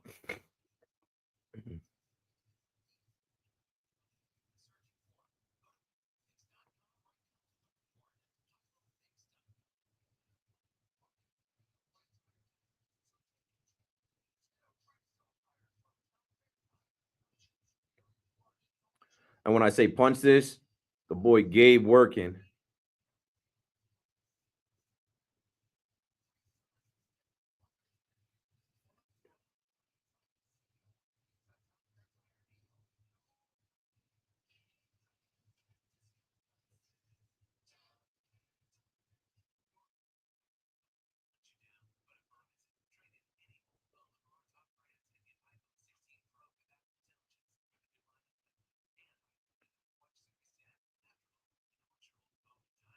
I say, if you want to jump ship, jump. Yankees need to lose a couple fans.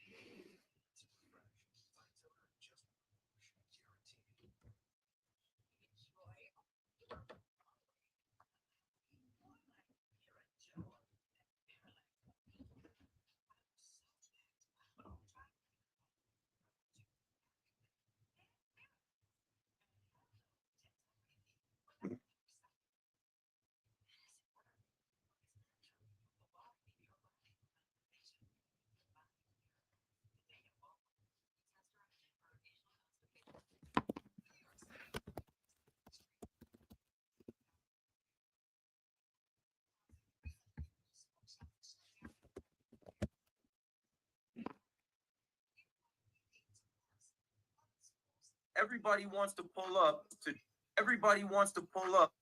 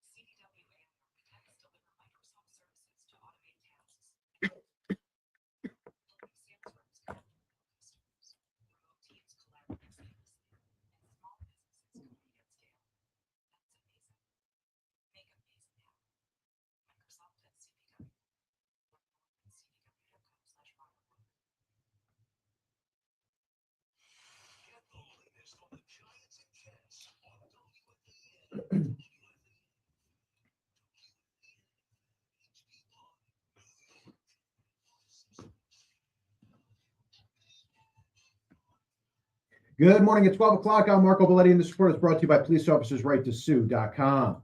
Knicks looking to snap that 3-game losing streak and get this first win on this 5-game West Coast swing. A 66-51 lead on the Kings, about a minute gone by in the third quarter. 16 points for Deuce McBride in that first half, 13 for Josh Hart. Karl Anthony Towns got 11, Mikal Bridges 10, OG Anunoby with 9. Bench just 7 points. No PJ Tucker as of yet, has not entered the game. We'll see if we see Tucker in this one after the Knicks picked him up just a couple days ago. The Knicks looking for their first win on the West Coast, 66-51 in front of the Kings early in the third.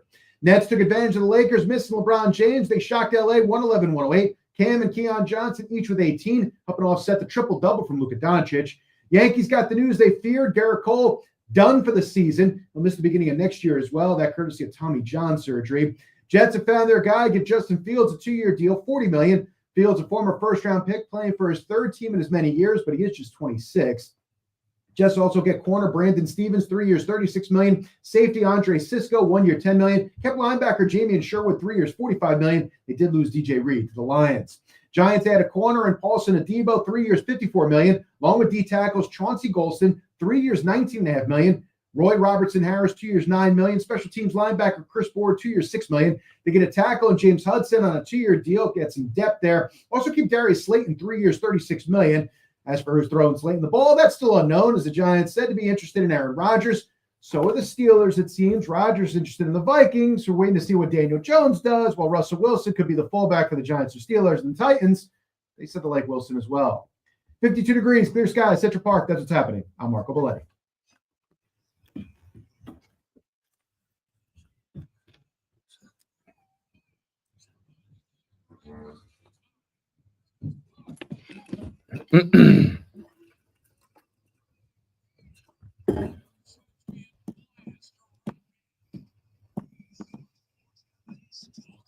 All right, here we go.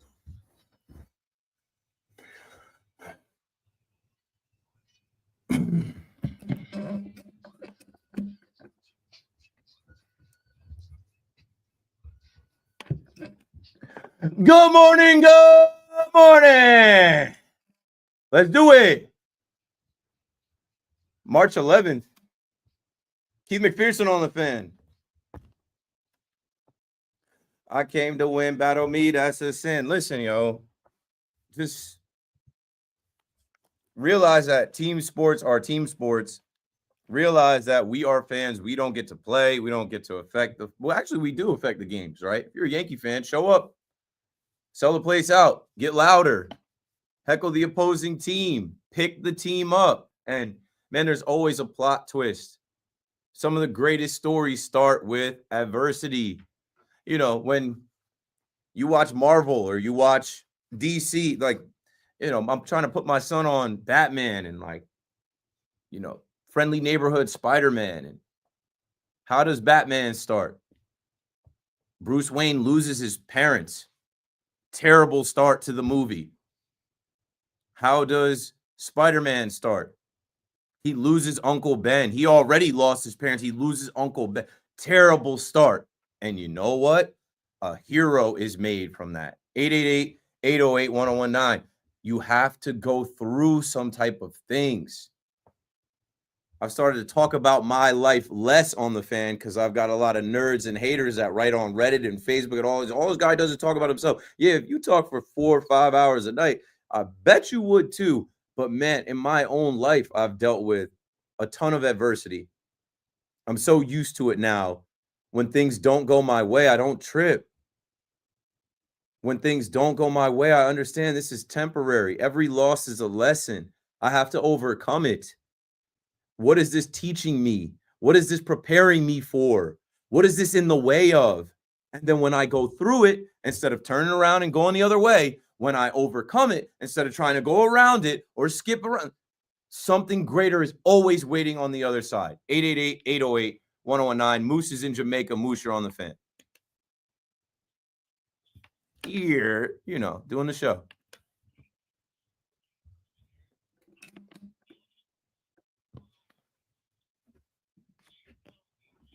Cole might have been heel for a couple months, and I guess DJ. The current roster minus just can't win 80 games. I mean, of course they can. Of course they can. Of course they can. They can win 80 games. They won 82 games with Judge running into the wall. And we were playing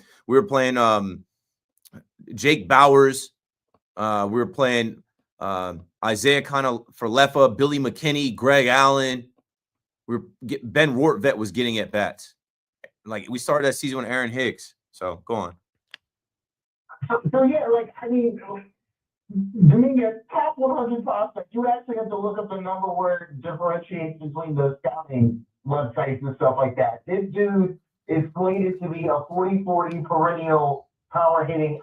And he doesn't have to be that yet, but he has to show flashes of like he has in spring. Speed, as fast as Bobby Witt Jr. Power, he's hitting home runs, right? Get better with the glove defensively and be solid in left field. They're not even asking him to lead off. Like, he's just got to be a major league caliber player. It's time, and he will be. Batting, putting up last season, didn't build confidence, as you know, currently see in spring training. With the pitching, with his defense, his offense. There's a lot of bright spots. Thanks for the call, Moose. And you know what? I'm not going to sell you on them. We're this close. I'll be gone all next week. I'll be at spring training all next week. I'm not doing a live Rico. Shout out to Evan. I'm not checking in on SNY. You'll probably never see me on SNY. I'm just going to go down and see the team, watch a couple games. You might actually hear me on the fan with Dave Sims and Susan Waldman if I'm allowed to go up there for an inning, but I'm not always allowed in the media area. I like to wear Yankee gear, and they want me to wear neutral, regular clothes, where I'm like, why would I show up to George M. Steinbrenner Field without like 5 Yankee logos on me? Whatever. I'll wear the neutral clothes. I'll pretend to be media. I am media, but I'll pretend to be neutral.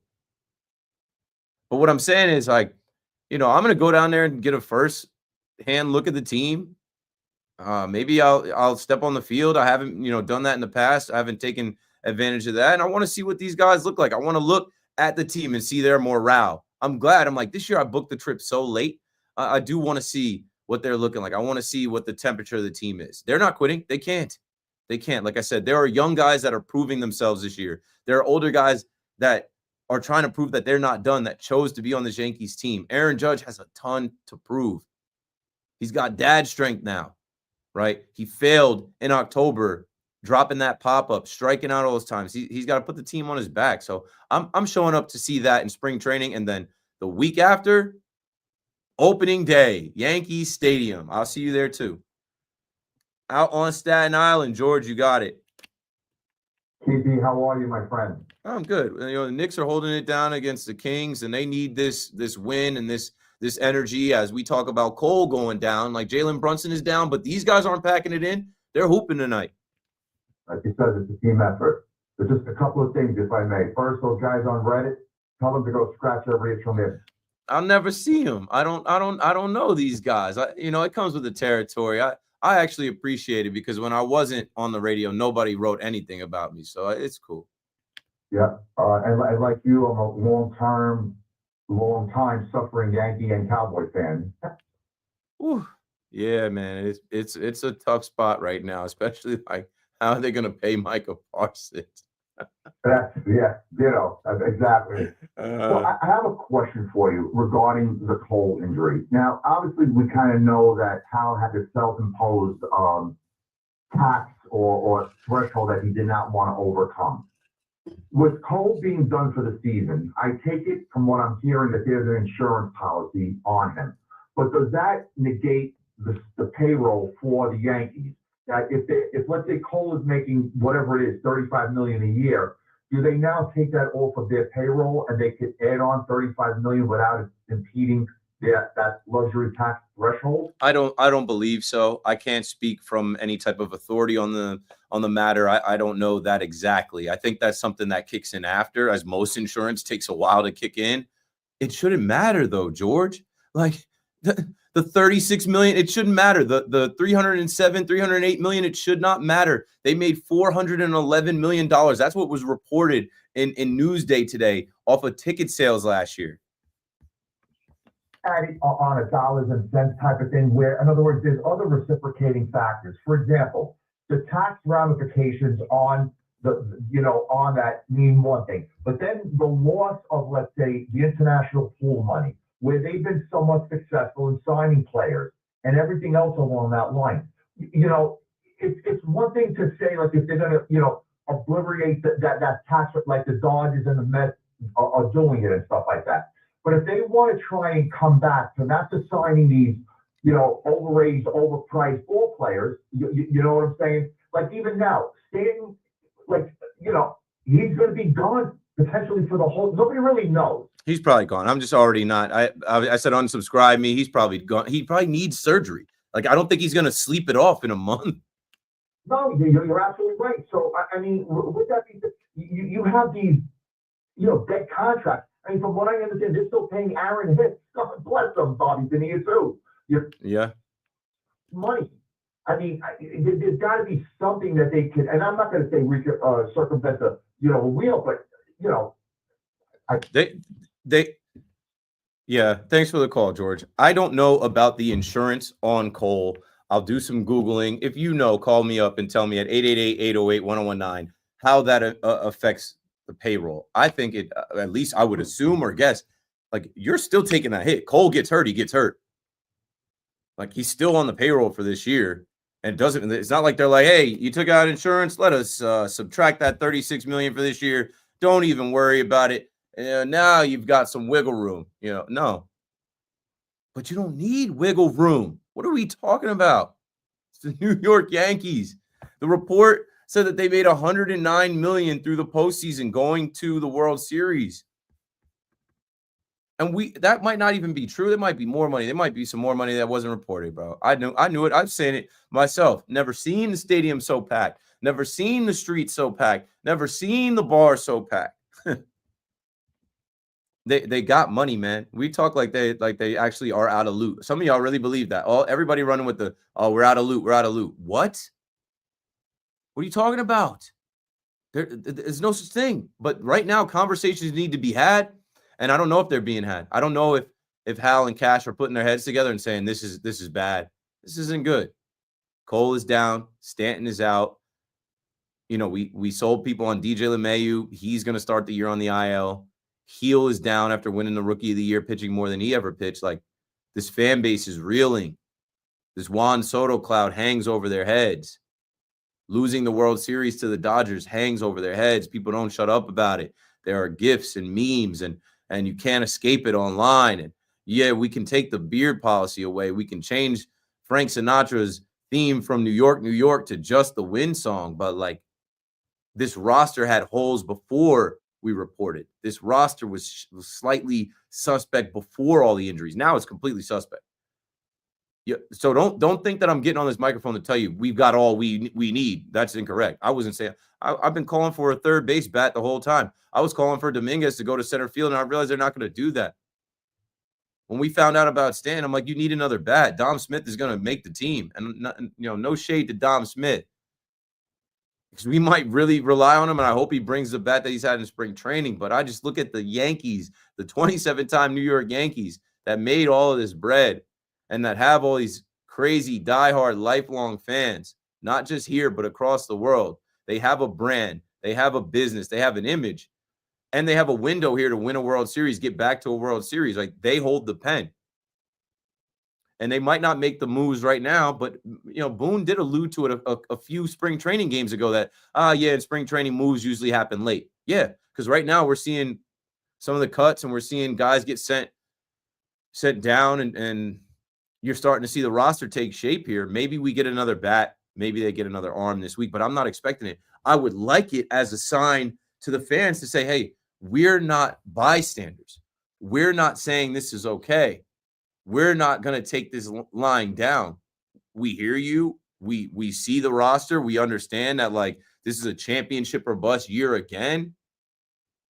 We're going to proactively try to fix this right now and every month leading up to the trade deadline. 888-808-1019. Get your popcorn ready for this Yankees movie. Here comes Popcorn Rob in Babylon. Keith, man, first and foremost, man, thank you for taking my call, bro. You are panicking again. Hey, Keith, let me explain something. And this is just the way that I kind of envision stuff, man. The diamonds are found in the rough. Like, a lot of these guys that come up from these minor league system and things like that, man, they are noticed or they are recognized through their hunger of wanting to be part of the Major League, especially the Yankees organization. And so what I constantly continue to say, man, is you got these guys, man, that get the pay, and all of a sudden I feel tightness in my arm and all this other stuff, man, because they paid already. See? And the hunger is no longer available in their system. So when you start to think, you know what, let's start using our kids, man, the farm system, man, because the reality of it is that at some point, these guys are going to retire. They are going to deplete or diminish with their, with what they do or what they have been doing or what they're known for. And so first, and then a few calls back, I got to get a guy an attaboy because he said that. He said, listen, man, we got to relax, man. Give them a shot. See what they got, man. Because when you start the season in March, when spring training's not over, then you start to realize that, you know what, man, I'm not allowing these guys to kind of like give them a chance to see what they got. And even with Juan Soto, as far as our fans, as New York, fans, man, listen, bro, we are too hard on these guys, bro. And when the guy spoke about family values and stuff like that, he is 100% correct. Because like I said, man, that you don't know who you're around when you start, bickering and complaining about these players when they get to them plates or when they make a mistake, bro. And then you start saying crazy stuff, and the man, they're about to slide you. All right. All right. I said get your popcorn ready. I was eating my popcorn the whole time. I don't know if there's one thing that you hit me with, Rob, that I agree with. I'll try and counter with the things you said. First off, you started with I'm panicking again. This is not my panic voice. I'll be panicking when they're 20 games under 500. I'll be panicking when they're mathematically out. I'll be panicking when another domino falls and somebody's hurt. My message tonight is don't panic. My message tonight is to sit down and watch the movie, and let's see what happens here. And when you talk about Gerrit Cole, the fire not being there, like, I think you got the wrong guy. This guy's a baseball nerd who's got a cannon for an arm, but he's 34. He's a 12-year veteran. I don't know the number of innings that he's pitched, but of course he's breaking down. It was inevitable. Gerrit Cole went on his Instagram and wrote, from the time I first dreamed of wearing the Yankees uniform, my goal has always been to help bring a World Series championship to New York. That dream hasn't changed. I still believe in it, and I'm more determined than ever to achieve it. The Gerrit Cole is not the guy that we're talking about. There's no fire. When the lights are brightest, you can depend on that guy. I'm sure he's devastated, but I'm sure he's going to work to come back at some point next season, but we can't worry about that. So then the next thing you're saying, give the young guys a chance. That's exactly what they're going to do. You're going to see Will Warren pitch. You're going to see Will Warren in the rotation. You've seen him pitch all through spring training. You saw him get some starts last year. I think that was good experience. I don't know how long it's going to take for a JT Brubaker's ribs to heal up. They're going to start there. They're going to tap their young guys. They're going to go from within first to figure it out before they go get Lance Lynn, or, you know what I'm saying? Like, they're going to lean on their young guys first. So we will see that. And then with Soto, listen, and we can start the Soto conversation. One of these breaks, I am going to go back and watch that little trailer that they put out. I end up muting the tweet, and I heard Evan and Tiki and them talking about my tweet on it. When I saw the trailer that the Mets put out, landing a generational talent like Juan Soto takes a lot of work behind the scenes. Get unprecedented access to the true story of how he became a Met. The Pursuit, March 14th, only on the Mets YouTube. I said, bro, they made a movie about this? Good grief, the glazing. The amazing glazing Mets. Juan Soto has been treated like Barry Bonds mixed with, I got a ton of respect for him. If you listen to my show, I tell you, I watched every game he played last year. He is like that. I understand playing in the social media and the YouTube channel, but the way that they shot this trailer, you would think that this was a trailer to the World Series movie. You would think that the Mets won the World Series already by signing Juan Soto. Oh, that's right. Signing Juan Soto was the Mets World Series. It's the biggest thing since they won the World Series in '86. But, like, miss me with all of this stuff after the fact. A few months later, the whole premise here, as I'm looking at it now, was like, get unprecedented access to why he chose the Mets, and wasn't the money. Brandon Nimmo told David Stearns he wanted him. Family. We are family. I remember getting on the fan after the press conference and being like, they should have played Sister Sledge. When they ended the press conference, they should have, we are family. That was the key word. That's what Scott Boras coached him up and said, don't say anything about money. Don't say anything about the bid. Don't say anything about the contract. Family. And so they pitch you this family thing. Family vibe helped sell Soto to Mets. And then they tell you in this trailer, oh, they called in the heavy hitters. They called in Alex Cohen and the dad and the brothers. What? All of this, right, coming on the heels of a couple days ago, a podcast where Juan Soto was like, there were 5 teams, the Dodgers, Toronto, and 2 other teams offer more money. Miss me with the BS. You don't have to save face. You don't have to save money. Save it. We don't care. You should take the most money to support your family. You should go get the largest contract in the history of sports. You earned it. But stand on business. Stand on it, bro. Just stand on the fact that, like, the richest owner in the sport actually came through and landed an all-time free agent because he's the richest owner in the sport, because he has one of the smartest minds in the sport. That contract was masterful. The Yankees weren't doing that. The Yankees went 16 years. Like, come on. I'm not going to hold you. As great as Juan Soto is, the Mets have to capitalize in the 2020s. You have the next 5 years, maybe 6, to capitalize on Juan Soto with what you're paying him. In 5 years, I don't know if he's going to be running around in right field. He might lose some bat speed. I don't know. I don't want to hate on him. I don't want to sound like He is a phenom right now.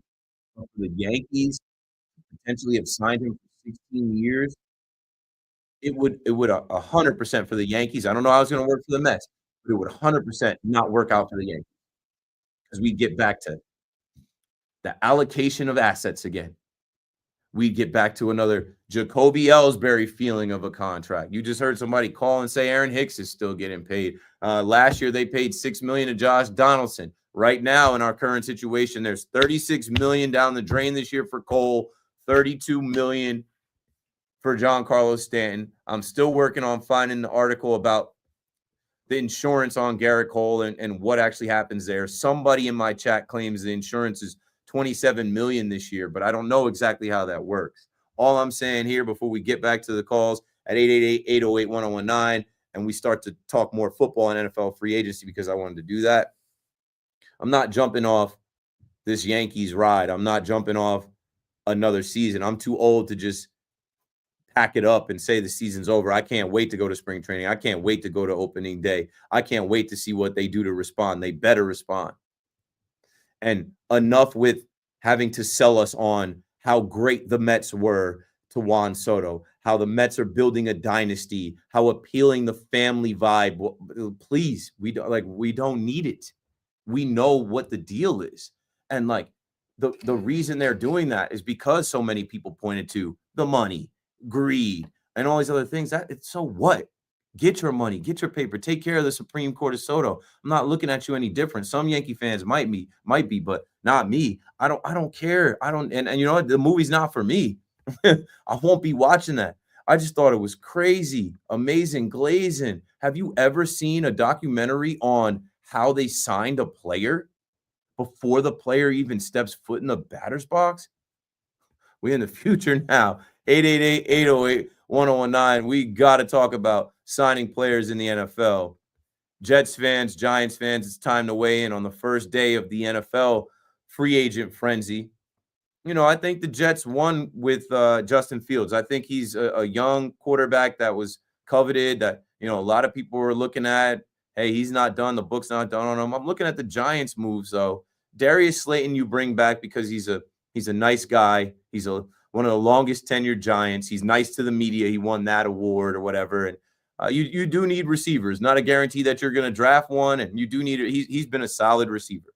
You need a veteran. You need, you know, after they talked about losing veterans like Saquon Barkley and Shep and Xavier McKinney and all these other guys that dipped, Leo Washington, Leonard Williams. It's getting late. You need a guy like Slayton in the room. So I understand, you know, and like giving him his just due. And you didn't trade him last year, so you might as well have kept him. Roy Robertson Harris at DT. They signed him to be next to Sexy Dexy to give him some help. And then you go get a corner in Paulson Adebo. I did see Jason McCourty talk about him today on Twitter. I did put that in my notes that Jason McCourty liked the signing. Jason McCourty came out and said he played a lot of press man coverage.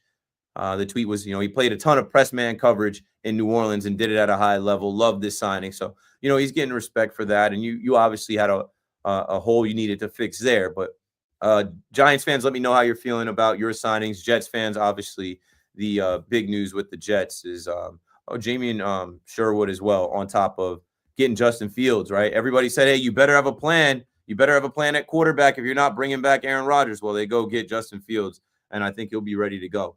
Michael in West Haven, hopefully you're ready to go. Before we go to break, you got it. Hey, Steve, how you doing?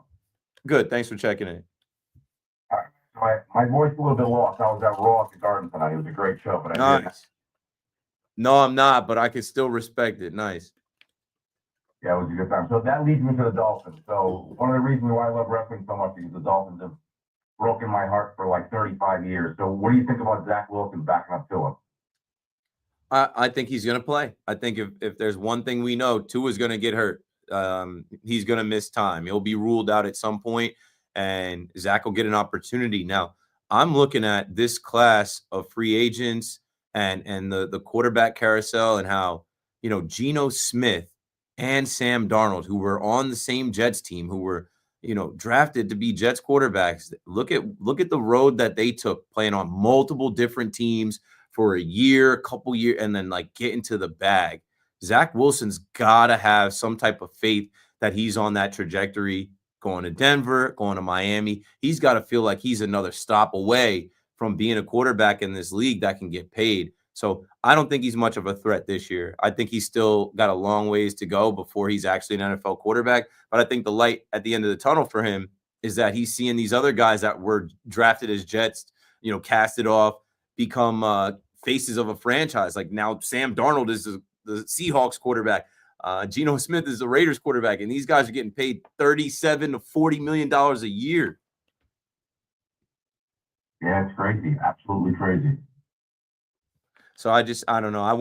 We'll see what camp has in store for Zach Wilson, but he was always overdrafted. As I'm talking about Justin Fields should have been the number 2 pick in that draft. They reached for Zach Wilson because indoors in shorts, he chucked the ball 60 yards on the run. Like it was the COVID year. He played in front of nobody, and he played against nobody. He's playing against Western Michigan, Coastal Carolina, running over those kids. So he was overdrafted. Yeah, this is going to be a shot. Mike's going to, see what Mike can do with him, and this is going to be a shot. You know how many years they signed it for? If I go to my notes, I can find it. Give me a sec. Thanks for the call. 888-808-1019. Let's see. Zach Wilson and his deal. There's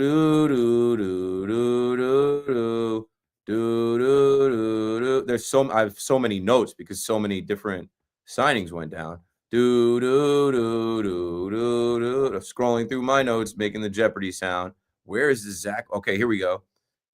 Zach Wilson, former Broncos and Jets quarterback, agrees on a 1-year, $6 million fully guaranteed deal that could grow up to $10 million with the Miami Dolphins. Miami Dolphins, number 1.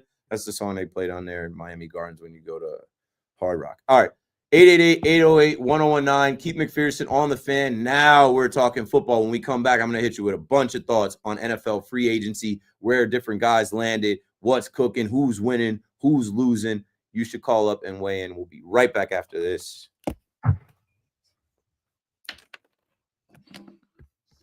Doom, doom, doom, doom, doom, doom, doom, doom, doom, doom. Oh, we almost at 2K. We almost at 2K. I'm trying to make a little 2 bands. I'm trying to make a little 2K. I got more than 2 fans. I got almost 2,000 fans. Appreciate y'all, man. Hopefully y'all enjoying your Monday night into Tuesday morning. And if you're a Yankee fan, hopefully you're not soft. And hopefully you're not crying about the Yankees, because it doesn't work like that. Season's not over. We got a lot to do. Season's not over. Like, we got so much to look forward to, man. I can't wait to be back. Like, you know what I'm saying when I'm like, I'm too old to give up seasons. Like, I'm aging. I'm somebody's whole dad. Like, I've been up since 7 o'clock in the morning. My kid has foot and mouth again. I'm taking him to the doctor at 4. As he gets older, I need to be there as his father to take care of him, to tuck him in at night, to feed him dinner, to teach him things. And when I go to Yankee Stadium, I leave no later than 4 p.m. So what I'm saying is, like, if they're trash this year, I'm not going to as many games. If they're whack this year, I'd much rather stay at home with my baby. But last year, I went to over 50 games. You know why? My baby was a little bit older. My wife has been with me since college. She's a Yankee fan. She knows the deal, right? It's better for business if I go to Yankee Stadium and hold it down and then come here and talk about the vibe and the energy and what the stadium was. I went to over 50 games. I stopped counting at one point. Once we got to the World Series, I'm like, I'm clearing 50 games.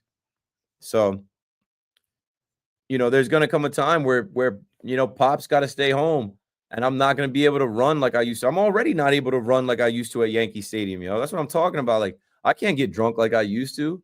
I can't roll with the creatures. I can't roll with the gang like I used to. I'm not low anymore. I got to take selfies with people. I got to shake hands, right? I got to do business. There are business people out there. Hey, Keith, nice to meet you. Like, I just can't do what I used to do. And that's a blessing to be where I am in my career and profession, where like I can't be blacked out at the stadium. You know what I'm saying? I can't be running with the gang like I used to. I will be, but like not as much. So I'm not punting on a Yankee season ever. And I'm definitely not punting on a Yankee season when I'm still in my 30s and I got the gusto. I got the energy. I can go to the stadium. Like I have enough energy to get on the train, go to the stadium, chill, watch the whole game, come down to the station, rock the whole show, go home, and go to sleep for 4 hours until my son wakes up and do it again and do it again and do it again and do it again. Just my thoughts. You're watching the stream. I'm not on air. I'm letting you into my sports mind, my Yankee fan mind. Like, I love the stadium, you know. Some of y'all are blessed. I always say some of y'all don't know how blessed you are that you have parents and family members in your life that are Yankee fans and took you when you were kids. I didn't have that. I didn't go as a child. No one took me, bro. I used to watch the Yankees on TV, and I would watch it like it was a Broadway show or a movie or a fairy tale. They come into Yankee Stadium, and they cut to the fam. I always used to think Yankee Stadium is for rich people in New York. It is. But like, once I got a job in the city, and even though I was broke in the city, I started going to as many games as possible. And then I literally fell into the culture. So, all right, let me post this video. Gerrit Cole goes down, and Yankees fans want to jump ship as the world wants to drink our tears. Nah.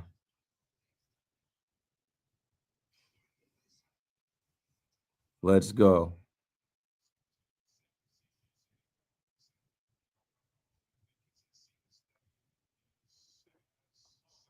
Okay, I'm posting this everywhere.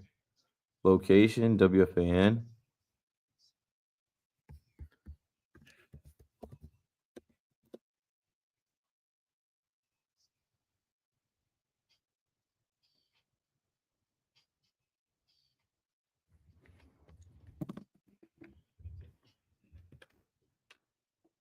Oh, yeah.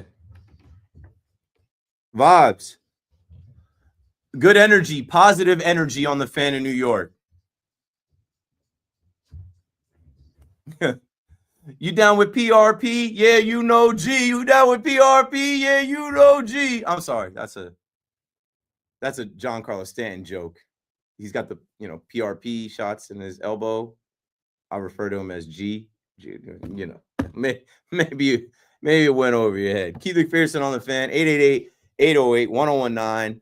Watching the Knicks, talking to people online. Shout out to the chat going strong as we try to get to 2,000 concurrent views. And, take as many calls as we can on the Yankees, but now also on the NFL free agent frenzy. Let's go. We in there. Oh, we was all the way in there. We was in there Sunday. I was on there for the DK Metcalf move, but now it's like, all right, Sam Darnold signs with the Seahawks, 3 years, $105 million. You know where I was wrong? And I always admit where I was wrong. I thought he was going to get Daniel Jones money. I thought he was going to get $40 million a year. He actually did really cost himself losing those back-to-back games. Fell right into the Seahawks' hands. $37.5 million a year, I think he gets. I mean, Justin Fields signs 2 years, $40 million with the Jets. That's not bad money, y'all. I don't know why y'all mad about this. I know some of you are excited about this. Actually, let me tap Fleegs in while I got Fleegs here. Fleegs, as a Jets fan, I'm not sure. Are you on the phone, Fleegs? Okay, he's good. As a Jets fan who, like I said, the Jets have made moves very recently that have split the fan base. There's, people on two different sides. What side are you on with the Justin Fields signing? Go for it.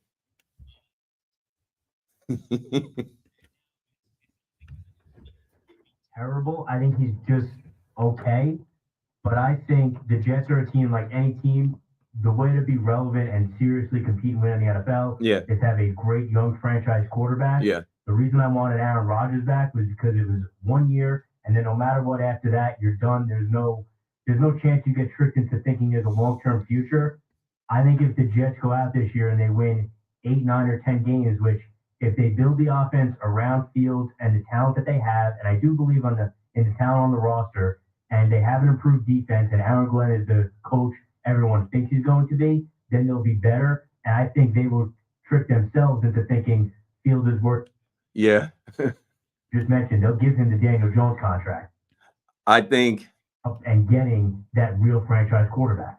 I think that when you go this route of Justin Fields, who is very athletic, he's going to be very motivated. He has a rapport with Garrett Wilson. You're going to get a better version of Garrett Wilson probably. I think what you're doing is setting yourself up for him not being great, not being a Pro Bowl quarterback, but being good enough to help you win games, and also good enough where you're not going to be picking in the top picks to draft a quarterback next year. So he's going to be your quarterback. You got to, I don't know, you got to hope for the best though. They have to continue. The Jets have to continue adding, and they have to have a hell of a draft. I am a Teteroa McMillan fan. No, did I know him 2 years ago? No, he came up on my radar just in this last year. But go watch his film coming out of Arizona, some of his workout tape. There's a video going on Twitter or going online right now. It's Spencer Rattler working with him. I mean, this guy, I think, can just be a immediate impact wide receiver. And we see so many of these rookie wide receivers drafted and making immediate impact. The Jets' room is thin. I think they need to draft him. 888-808-1019. I'm supporting Justin Fields, though. I think he has a chance here to take another step forward, shock some people with how he throws the football. And then obviously the threat of running the football at any time is going to create some big plays potentially for the Jets. 888-808-1019. I did mention Josh Dobbs signs a 2-year, $8 million deal with the Patriots. And as soon as I saw that, I'm like, oh, well, I didn't think there would be a trade of Joe Milton, but you know what? It's a new regime. They didn't draft Joe Milton, and they're probably looking at this guy. He's tall. He's got a cannon arm. And from what I read, they're looking to move him to a place where he can develop. They're looking to move him somewhere because there's obviously hype and talk about him and his value. Why wouldn't the Giants be on the phone with whoever they called from the Patriots last year if they're still there? They were trying to trade up to get Drake May last year. I'd be trying to check on that. So you probably heard, Giants fans, Amani Toomer, he does not like Joe Shane. He does not like this regime. And you know what's kind of crazy? Like, Amani is around. I remember I used to work at House of Q in Weehawken, the barbecue spot that used to be there. I forget what it's called now. And Amani used to come into there. I think he lives right around there. And then he's also on the, Giants post-game show that comes on right after the game with, like, Victor Cruz on it sometimes. So, like, Amani, he is not ducking. He said he's seen enough of Joe Shane, and then he went on to add that players around the league are avoiding the Giants in free agency because of him, and they see it like a sinking ship. And, like, not for nothing, yo, how many times did I say fire whoever's decision it was to put them on off-season Hard Knocks? It's one and done. They couldn't even figure out how to get UNC and Bill Belichick on it. Bill Belichick probably had something that he was like, I don't want you guys to see this. Like, fire whoever's decision that was. And so much of that show was Joe Shane. It opens up with Joe Shane in the car. You get to go to Joe Shane's house. You get to meet Joe Shane's family. You're in Joe Shane's office. Like, it was such a bad look for him and the Giants. Who wants to come work for this guy? And not to mention the way he fumbled the Nick McLeod situation where it was like, don't pay your rent. Like, that quote comes out, don't pay your next rent. I'm getting you out of here. Okay. And then how they completely botched Daniel Jones' situation. It just looks bad. It looks bad. Saquon, Nick McLeod, Daniel Jones. I'm probably forgetting some other guys. There's a handful of guys that they moved on from that found greener pastures elsewhere. It just makes it tough in free agency for you to add top talent if it doesn't look attractive with that being your GM, him being on the hot seat, head coach being on the hot seat, toughest strength of schedule, longest odds for the Super Bowl. Like, I don't know. 888-808-1019. Let me not keep these Yankee fans waiting, but I do want to talk football with y'all. Ben is in East Village. Ben, you're live. Hey, thanks for taking my call, Keith. Yep. I agree with you on the Yankees outlook. I think any fan saying the season is over is being overreactionary.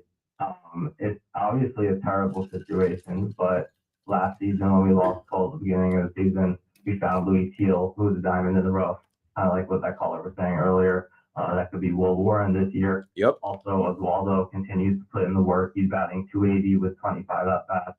JC Escar is batting 375. Yep. I know it's only spring, but there is hope with the baby bombers. Also, Max Fried, Devin Williams, and Weaver pitching gives us some cushion pitching wise. So, I mean, there is some upside. Yeah, it's not all doom and gloom. Thanks for the call, Ben. But we also live in this hypersensitive and over dramatized society because of social media. Like, we shouldn't be able to see everybody and their reaction. A lot of people just want to post the gif of the guy like pretending to jump, from his porch. The guy's like literally pretending to jump over the ledge. He's pretending to drink bleach. Like, people just want to get likes and like joke like that. Some of these people aren't Yankee fans. Some of these people are Yankee fans that hate the organization and want to dunk on the organization and say, see, like the narrative around like Cole opting out, I think is just so dumb. Oh, well, Cole did this because he knew there was something up with his elbow. No, he opted out and then stuck with his same contract, right? The Yankees could have added money to that. They didn't have to do that. They said, no, we're good with where we're at. And Cole said, yeah, I'm good too, because I want to be a Yankee. I want to continue here. I want to retire here. I don't need to test free agency. And then, when you think about where Cole is, he's halfway through his contract. And I don't want to, talk so far down the line, but this is Gerrit Cole. What if they go give Gerrit Cole a robo arm and he comes back and, all right, you sacrifice this year, you sacrifice some of next year, but then he comes back and he's he's back to Spider Tack Cole. Rocco's in Saratoga on the Fan. What up, Rock? Gee, how you doing, man? I'm good. I'm perfectly fine. Good. I've been away a little while. I was down in St. Pete.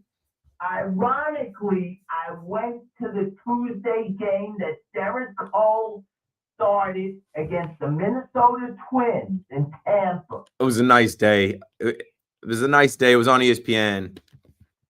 I was there, and no, it wasn't. Well, that's nice. I tried to get it on the radio so I could listen to it. Couldn't get it. Okay, I guess yes, and ESPN had it, so you can't get it on the damn radio, Keith. So anyway, I'm at the game. It's chilly. I'm serious. I was there with a friend of mine. I'll say a friend. Okay. And what did you think when Cole was getting rocked? Did you think right then and there, oh, this is a problem? No, Keith, the first inning, he was good. He struck out a guy. It was a good inning. Second inning, he got in out. It was like, okay, he's looking good. But then a double, then a single, then a home run. I said, oh, this is nice. Then they took him out of the game, and then they brought him back into the game. Yeah. Because you can do that in the spring. It was silly.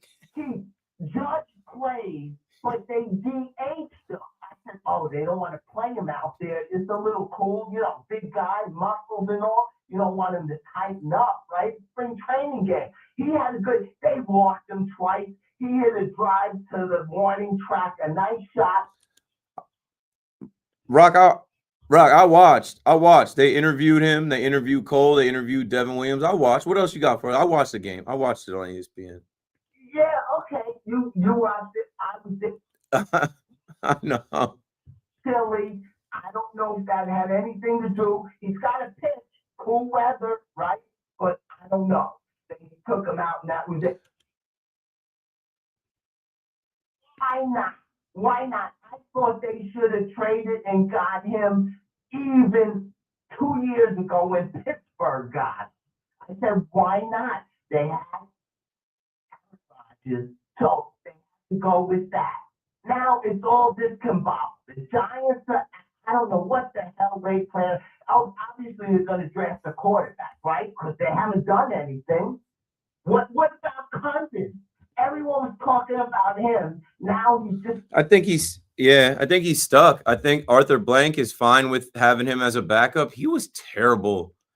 He was not good. But I don't know. Maybe they shop him. Everything is still up in the air, but you need two quarterbacks, so I think they're good with him. Thanks for the call, Rod.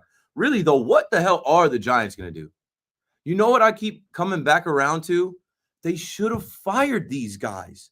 Like, these guys, it's everything is compounded. They should have fired these guys because these guys are making decisions for their lives, and these guys are also like, all right, if they would have fired them, there would be a new regime in here with a complete different influence and relationships and a completely different look on like, okay, yeah, I'm going to play for those Giants. They're turning a page. If what Amani Toomer says is true, which he's not, come on, why would he make? He's a Giant. This is a guy saying, we put our blood, sweat, and tears out there and all this other stuff. When Strahan was, doing the Fly Eagles Fly, and he basically took a shot at the organization then and said like, hey, if they don't get it right, we're not just gonna root for them. I think there's a lot of truth. I'm like, yo, not for nothing, people love Saquon, and for Saquon to go win a Super Bowl. And the season started with the whole world seeing how Joe Shane did him. Like, yeah, Chicago's in, and I think Philly's out. Chicago's driving up the price, and like, who's gonna pay that? Like, what? Like, what are the Giants gonna do to get themselves out of this one? I just think it's inevitable. These guys shouldn't be making the decisions because they have a bad rap, bad record, bad MO, and they're making the decisions to save their lives, and there's no saving. It's just, I don't know. And then now, all right, last week it was a lock that Aaron Rodgers is reaching out to them. Aaron Rodgers lives in Jersey. Aaron Rodgers is going to be the next Giants quarterback. And there were some people saying, for why? What? Like, that doesn't make any sense. Why would Aaron Rodgers want to go there and get tackled, get sacked, lose in the cold? He just did that. Like, Minnesota popped up. And I was saying, hey, Minnesota, a great place to play indoors. But, why would he want to do the Brett Favre cycle? Exactly. Now the Steelers, Sixburg, they got DK Metcalf, they got George Pickens. I was talking to Josh and Passaic during the break, and we were talking about that. That came up, and I'm like, I don't see that working with how ridiculous George Pickens is, how ridiculous DK can be. DK wants to, like, bully every corner that he sees, and George Pickens does, like, wrestling moves, and he's just very eccentric and over the top. And then you got Rodgers, and then Tomlin trying to keep them all together, the Rooney family. I'm like, I don't see how that works. But, hey, they'll take a stab at it. They'll take a swing at it. They will take a flyer on it because they've had terrible quarterbacks. Not terrible quarterbacks, mid quarterbacks. And they're not going to fire Tomlin without somebody that can actually get it done. I know I was going to hit you guys with some more stuff, right? Najee Harris. Why wouldn't they bring Najee Harris back? He always rushes for 1,000 yards. Najee Harris goes out to join Harbaugh and the Chargers. I like that move a lot. So that's a 1-year deal for him. Aaron Jones is back with the Vikings. They like what they saw there. Who's going to be the Vikings quarterback? Daniel Jones? It might be. It might be Daniel Jones and J.J. McCarthy because they're already – Daniel Jones got a leg up learning the system. Now when you start to like, all right, Aaron Rodgers comes off the board, it might be Daniel Jones in Minnesota. Look at that. Won a playoff game in Minnesota, might actually be their starting quarterback.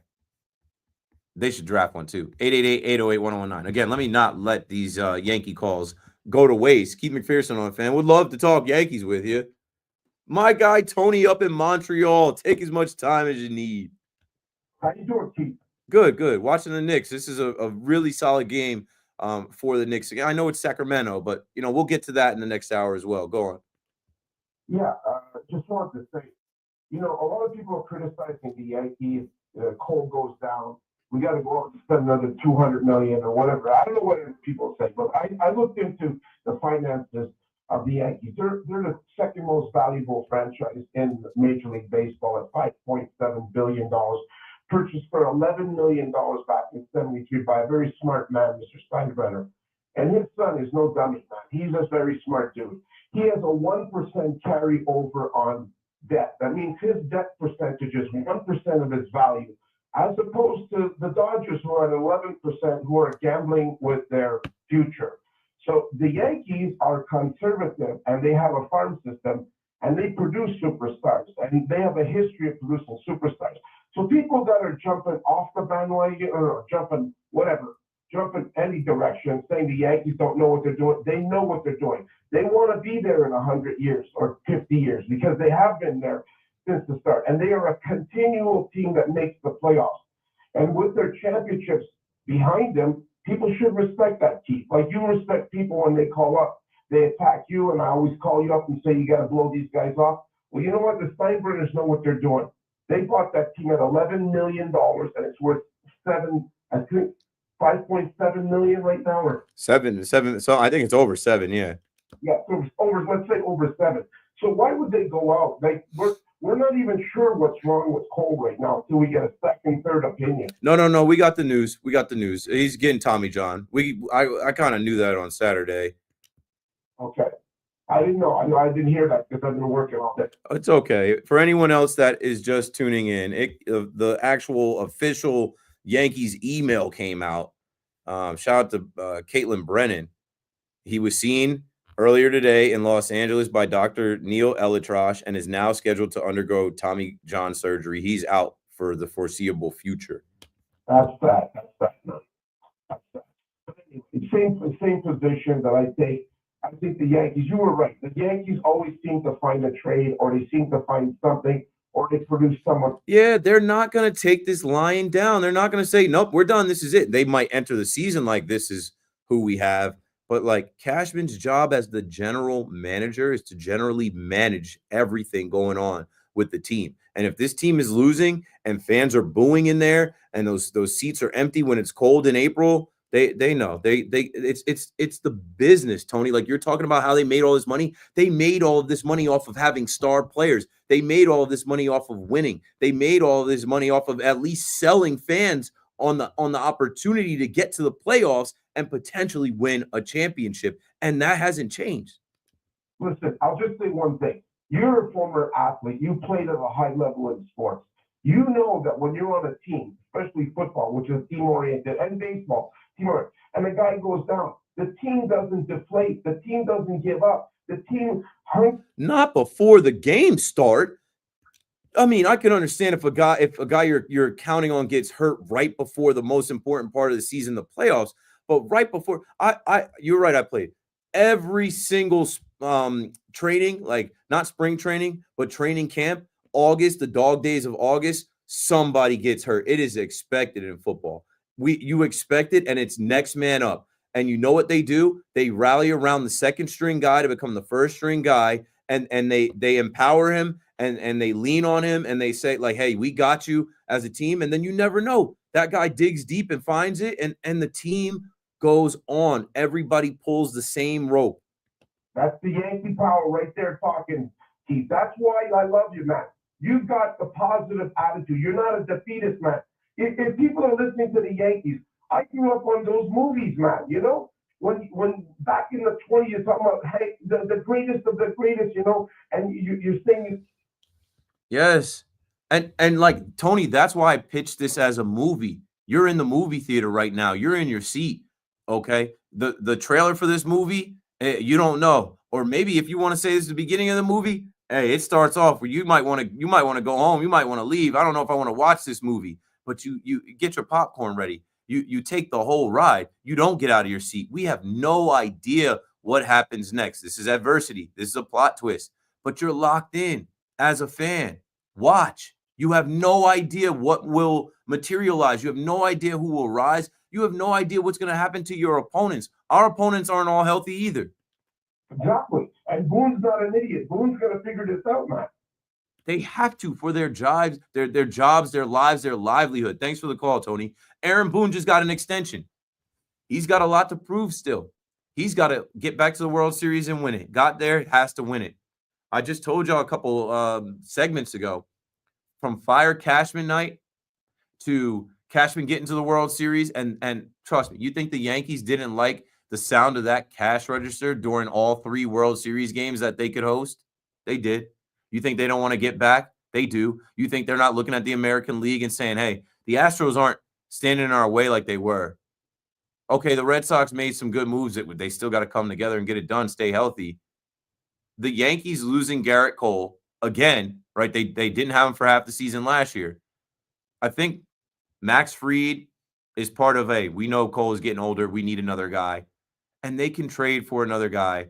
And they can lean on some younger guys. They can hit. I can't wait to see Belly swing in Yankee Stadium. I can't wait to see Paul Goldschmidt, who was an MVP a couple years ago and one of the best hitters in baseball, consistently hit in Yankee Stadium. And Dominguez emerge. And Volpe take a step forward. And Wells is the man. Wells has arrived. Wells, come on. I'm not quitting on those guys because Gerrit Cole went down. I'm not quitting on the chase for 28 conquests to hang another banner up, to get a ring, to have a parade. There's a lot of you that are going to be deleting tweets. There's a lot of you that are going to be, backpedaling on what you say if this team comes out and figures it out without Gerrit Cole. It's a movie. It's a story. Many teams have overcome the loss of one of their best players. Like, come on. We've seen this before. This is why we watch. This is why we're fans. 888-808-1019. But if you want to be a bandwagon fan and jump off the bandwagon, if you want to be a crybaby, if you want to go sleep under the bed and say the season's over and pack it in, don't watch. Then do that. But I'm not built like that. I can't get down like that. I can't get jiggy with that, man. 1 o'clock. Keith McPherson on the fan. We got to take a break. Dial 888-808-1019. When we come back, Marco will hit you with the update, and we'll take the rest of your calls till 2. BRB. I always have that monitor up so that people can hear, and I need to find a workaround. I want to take the audio out of there like a headphone and then put it into this MacBook, but I think I need like a little go-between because I did one day try to put it in here as a microphone input, but like this is an output. There's a way to switch it, but either way it didn't work. So I'm like, I need to feed that computer, though? I need to feed that audio, that headphone jack audio out into the computer, into my streaming software where like the sound can go from there and not from right now. The sound is coming from my like internal MacBook speakers. Oh, we broke 2,000. You might have to talk to engineering on that. You might need a coupler, like something that. Yeah, I should actually ping engineering on that. I mean, this is something that I just started doing a couple of weeks ago, and it actually worked. And people were like, yo, keep doing this. And I'm like, all right, let me see if I can improve it. Let's see if I can make it better. Where are we at?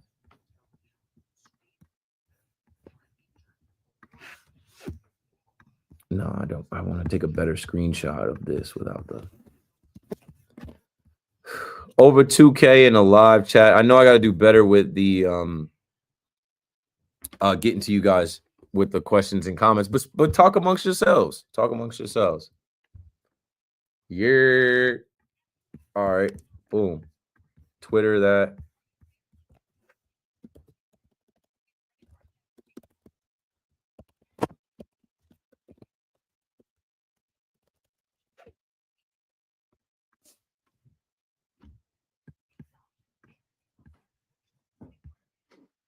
All right. And I'm trying to talk NFL, but these people want to talk Yankees, so it is what it is.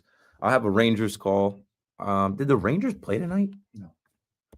So I didn't think the Rangers played tonight. It might just be a general Rangers call. They lost back-to-back games. Brock Purdy to the Giants. That's not happening. All right, let me see if I can catch up with y'all in here. Y'all Yankee fans got another pivot? Always. Always. And next man up. We're used to next man up. Guys are hurt every year. Sam Darnold get a $105 million deal to the Seahawks is crazy. Yeah, well, he fell into their lap and they wanted him. I forget what the connection is. Maybe their head coach with Sam Darnold. I forget what the connection is there. Bauer is a scumbag and a clubhouse cancer.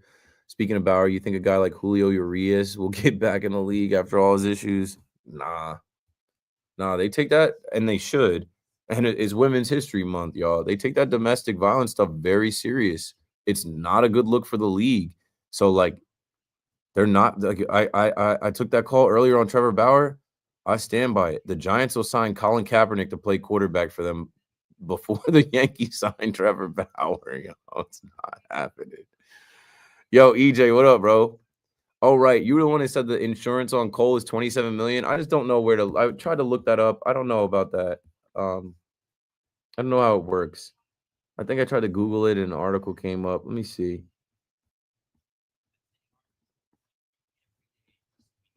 I think when the way that when the Google search triggered it, Yankees have insurance on Cole's contract, which will allow them to recoup some money for the time he's out. Let me see where I can find this.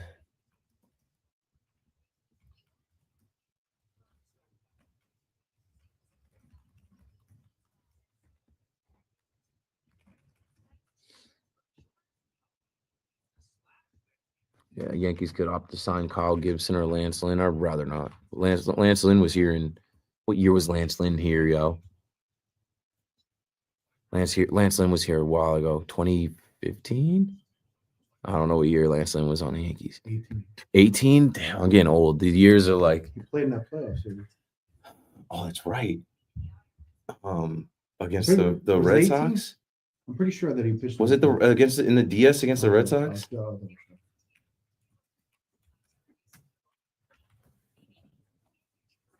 Yeah, because 15 was a wild card exit. 18. It was 2018. He threw a complete game against the Yankees with the Cardinals in 2014. I remember that. Yeah, it doesn't say the amount of money. No, I don't play any video games.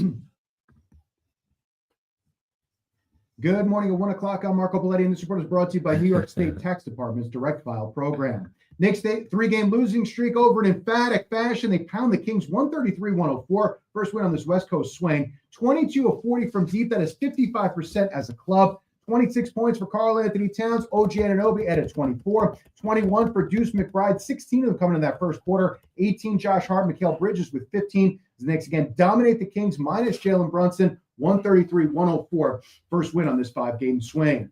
Nets shocked the Lakers 111-108. Noah Clowney 19 off the bench.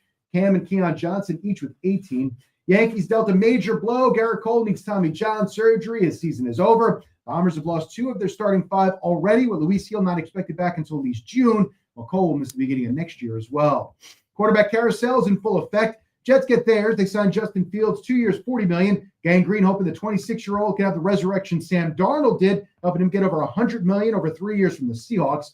Other moves the Jets made, they get corner Brandon Stevens, 3 years, $36 million. Safety Andre Cisco, 1 year, $10 million. Also kept linebacker Jamie Sherwood, 3 years, $45 million. Giants still waiting on a quarterback. Their interest in Aaron Rodgers clear, but he apparently has at least one other suitor in the Steelers. Giants also said to be looking at Russell Wilson if he doesn't go back to Pittsburgh or head to the Titans. Some of the other moves that the Giants did make: corner Paulson Adebo, 3 years, $54 million. Along with D tackles Chauncey Golston, 3 years, $19.5 million. Roy Robertson Harris, 2 years, $9 million. A special teams linebacker and Chris Board, 2 years, $6 million. Also got a swing tackle, that's James Hudson, 2 years. And they kept Darius Slayton, 3 years, $36 million. 52 degrees, clear skies, Central Park, and that's happening. I'm Marco Belletti.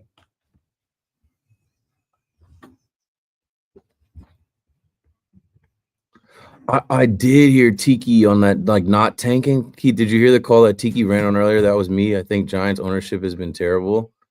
It got posted all over WMA.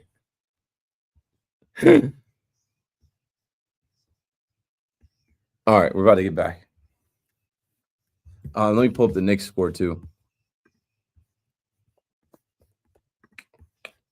I never play the rejoin music because YouTube will hit me with the copyright and then I can't monetize the live. So I'm bopping right now.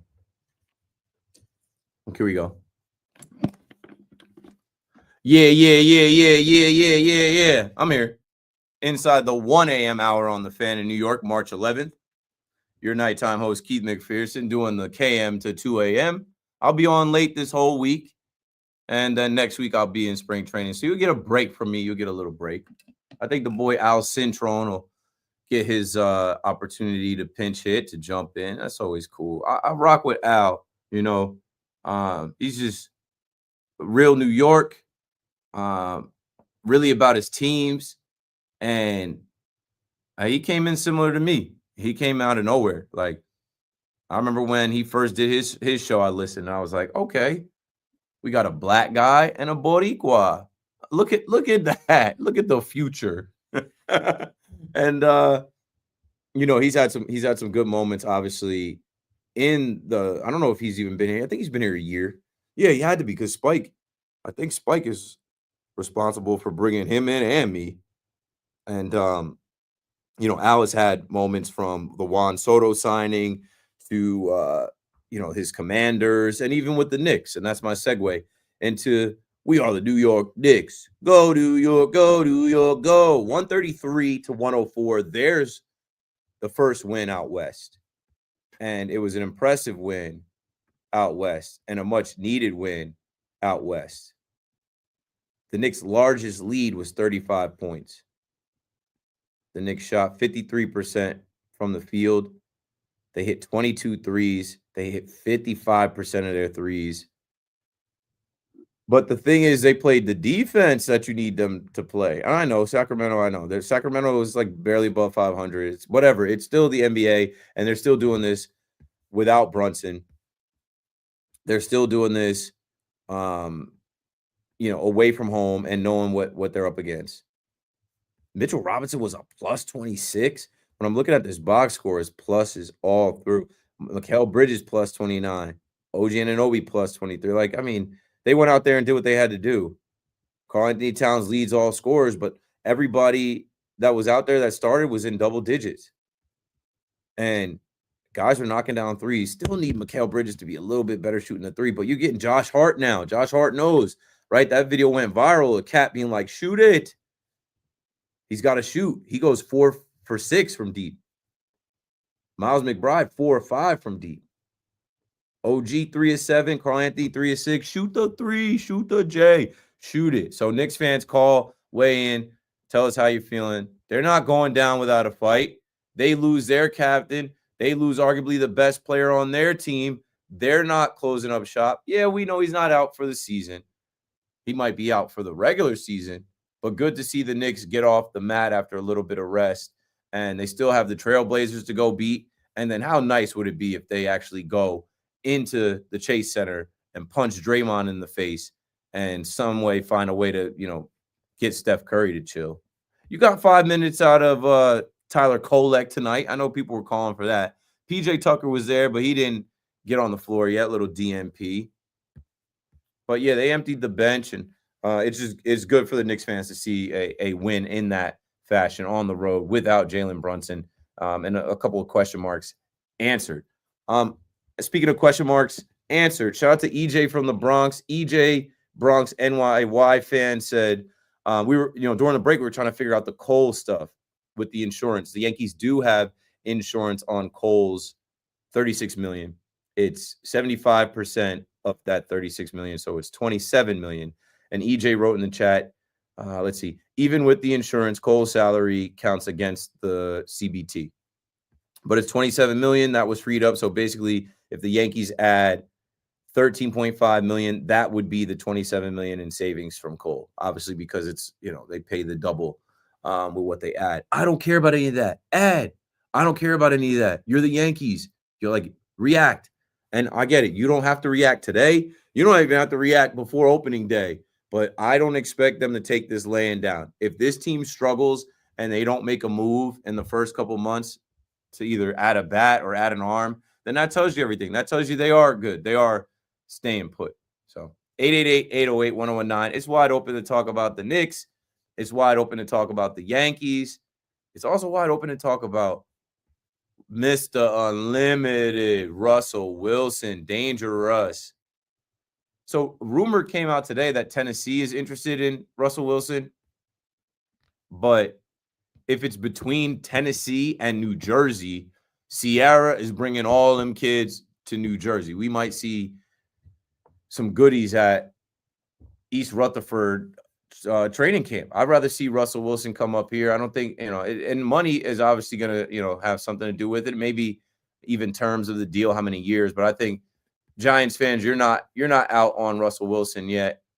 I know you wanted him a few years ago. Big Mac coming up next. I know a few years ago, Big Mac wanted Russell Wilson. Big Mac might be driving here right now. I know he'll be ready to talk about Russ and whether that's the quarterback that you end up with. You missed out on Stafford.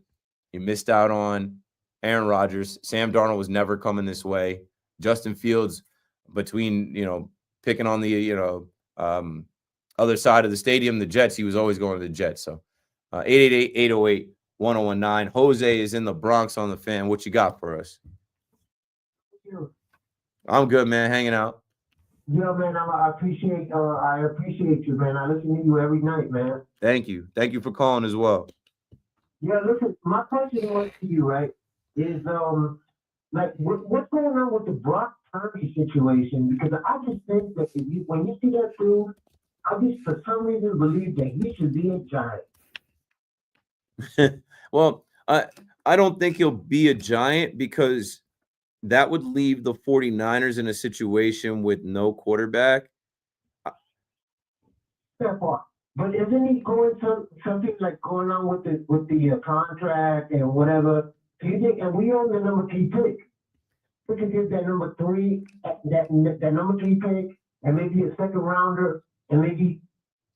No, they used the number 3 pick to get Trey Lance some years ago. That was a mistake, and then they absolutely just got lucky with Mr. Irrelevant Brock Purdy.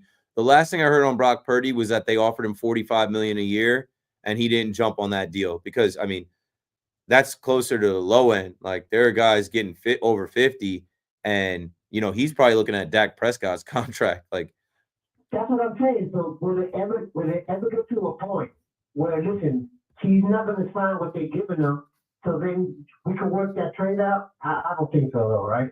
no, I don't think they're going to trade him. I think they're going to pay him, and they have time to figure out how to pay him. It's negotiations, you know. It's just going to play out over time. I don't think he wants to go anywhere. Man, this kid made no money. This kid was making less than $1 million, you know, taking them to the NFC Championship, taking them to the Super Bowl. They owe him, and they're going to pay him, but it's just not going to be quickly done. His side, his team, they're going to try and get every dollar they can. Yeah. All right, man. Good talking to you, man. Thanks for taking my call. Thanks for listening. Thanks for calling. 888-808-1019. Yeah, I mean, Brock Purdy to the Giants, I hadn't heard yet. But, I mean, I don't know. When you said he just looks like a Giant, he actually looks like the opposite of a Giant. He's pretty small out there. He looks like he should be in High School Musical, Brock Purdy. But, yeah, they're trying to get all the money they can. And then, you know, I just read an article before that there was false reporting on the starting offer. All I know is that the Niners were very vocal about getting a deal done with him. They're going to get it done. But when you hear these things, similar to like baseball in New York, when you hear these things, this is leverage. These are leverage plays. When you hear things about, oh, they're far apart or this offer was low, you know, they're getting public reaction. They're getting people to talk about it. And I think they sorted it out. Shout out to my boy Dre talking about the Knicks. He said, OG Anunoby had a career high 8 assists. Can we get a coach some love too? Can we give Tommy T? Can we give Tom Thibodeau, Tibbs some love too? Those guys having a day off, a couple days off. Those guys coming together and playing like they did tonight, putting it together in a different way without Brunson. He obviously had a plan. He obviously helped. And shout out to the Knicks and all the stars that they do have stepping up and getting it done. 888-808-1019. Ross is in Bergen County on the Fan. Go for it, Ross.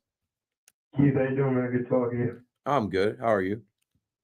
I'm doing all right. Yeah, so solid bounce back win. You know, I was screaming for a dominant, first possession or last possession type, stress-free win.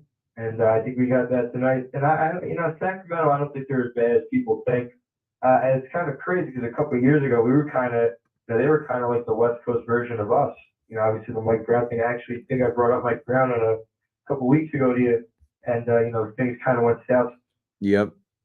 State Pat, but hey, you take your wins where you get them. And, it's just crazy. Like if you do McBride today, was like 4 for 5 from beyond the arc. And he's really underrated on this team. It's kind of funny. A lot of people talk about some of the transactions Leon Rhodes made in the past. I think one that's a flag.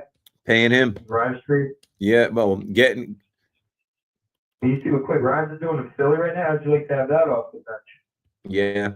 But see, that's when I go back to like tweaking and changing the team. You move on from Grimes, and like he's figuring it out elsewhere. But at least, you know, the other take I had about drafting your own, a guy like McBride that you drafted and developed and you decided to pay, he, you know, is paying some dividends right now when you need him.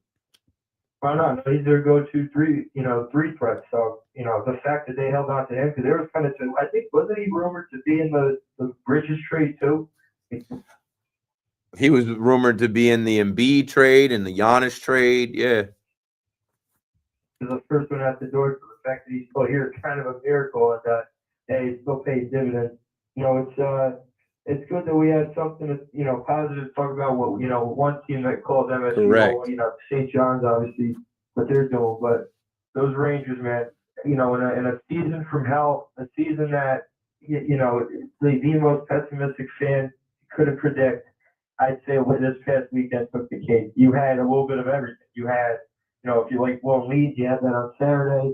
If you like just, you know, complete lack of, you know, effort and you know, kind of building on momentum and then just taking your foot off the gas, you had that Sunday night. You say you saw nothing alike out of either goalie.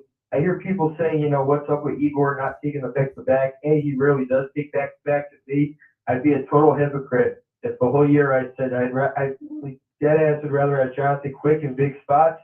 And look, he didn't have his good stuff, you know, Sunday night. But I guarantee you, Igor, who let up, give or take 5 or 6 goals against Buffalo of all teams, I'm going to throw him, you know, the Wolves against Columbus, man. You know, and what are the odds, too, that the two teams right above him in the wild card, and they found every which way to lose to both of them. One out of, you know, possible 4 points, and I honestly see the Ottawa one was worse because you saw their true colors that Saturday afternoon game. And the fact that Brady Tkachuk, of all people, too, you know, everybody fell in love with him with the Four Nations. You know, specifically, a lot of Ranger fans like myself would love to see him here one day. I don't know if it's going to happen, but of all people, he's the one that popped the OT winner on the stupid giveaway, man. So this season's just been a total joke, and it's a joke that also this is Sam Rosen last year. They making the playoffs and making a run, or they're cooked? Thanks for the call, Ross. 888-808-1019. Not doing too much Rangers talk. They didn't play tonight. We'll have the time coming up soon. I think tonight we're, you know, and, you know, I don't mind if you guys sneak in a take and bring anything to the table that we're not talking about. But I got a bunch of calls still on the Yankees and free agency. Somebody in the chat asked me, who do you think is the most impactful move in free agency in the NFL today? And that it kind of threw me for a loop. But the first thing that surprised me today was Laramie Tunsil. And that wasn't even a free agency move. That was a trade. And it tipped me off to the Commanders. I'm like, the Commanders are not playing around out here. Like they got to, and they shouldn't. They got to the NFC Championship with a rookie quarterback. And so they're doing what you're supposed to do with a rookie quarterback. You're supposed to go for it right now. Former Jet Javon Kinlaw signs with the Commanders. What else surprised me today? I don't know. I'll do some more thinking on that, but thank you for that, AJ Patel in the chat. Thank you for that. That made me think, like, what was the biggest move? What was the most impactful move today? Was it with the quarterbacks? Not really. I guess maybe Justin Fields to the Jets, right? Big question with the Jets fans. Who's going to play quarterback? Maybe the biggest move was Justin Fields to signing with the Jets. Other than that, I'm like, I don't know. There's nobody else that I can think of right now. 888-808-1019. I'll get back to that though. Marty's in Jersey City on the Fan. Go for it, Marty. How you doing? Good. Love the show, man. Thank you. We're in a unique position. Like as far as like the number one pick, do you see like maybe like a Phillip Rivers, Eli Manning situation where we end up drafting Shador and he forces his way to the Giants? No, hell no. If you draft Shador Sanders, he's going to play for the Titans. I was watching an interview where, funny enough, when Giants fans were making a big deal over the Giants cleats, they interviewed Dion, and those are Dion's cleats, first off. And Dion's like, he got everybody cleat. He got Tennessee Titan color cleat. Like he basically was saying, like, you know, if the Titans, he wants to go as high of a pick as he can go. If Shedeur Sanders can get drafted number 1 by the Titans, he's going to the Titans with a smile. Wow. I just feel like all the comments about him being brash and, you know. Yeah, it's smoke and mirrors, man. And like, you know what I say about Shedeur? We've never seen this. A rich black quarterback coming in as a top prospect whose dad is a Hall of Famer that everybody knows, that went from an HBCU. He's just like, he's so rare. And like, they want to make it all about everything but what we see from him. What I see from him is he's got great mechanics. He's got great footwork. He keeps his head downfield. He's accurate. He didn't have any offensive line, but somehow he figured out how to have a high completion percentage and be Houdini. What can he do in the NFL with an offensive line, with NFL caliber receivers? Like, this kid is a brain first guy, right? He's thinking about defense. They asked him who's he modeling his game after. He said Tom Brady. He's not looking to run the ball. He's looking to throw the ball. And he's not super athletic where he has to be very like wise about decision making and reading coverages. I think Shedeur is going to be fine in the NFL. I think he's going to be better than fine. They're not going to let him fail. I agree. I mean, that's why everything I'm reading, I'm like, we're going to go with Cam. Maybe. And Cam, I think, is going to be good too, because Cam's story is great and he's had to overcome a lot. But I think they're trying to knock down Shedeur. Dion even laughed about it too. Dion's like, why are they hating on you so much? Because they want you to slip to their team. There's some team that, you know, that will take him. We don't know who it's going to be. They want him to fall in the draft. I saw a mock draft. Thanks for the call, Marty. I saw a mock draft. I got to go back to my Instagram to find it. All day I'm on Instagram looking for different things.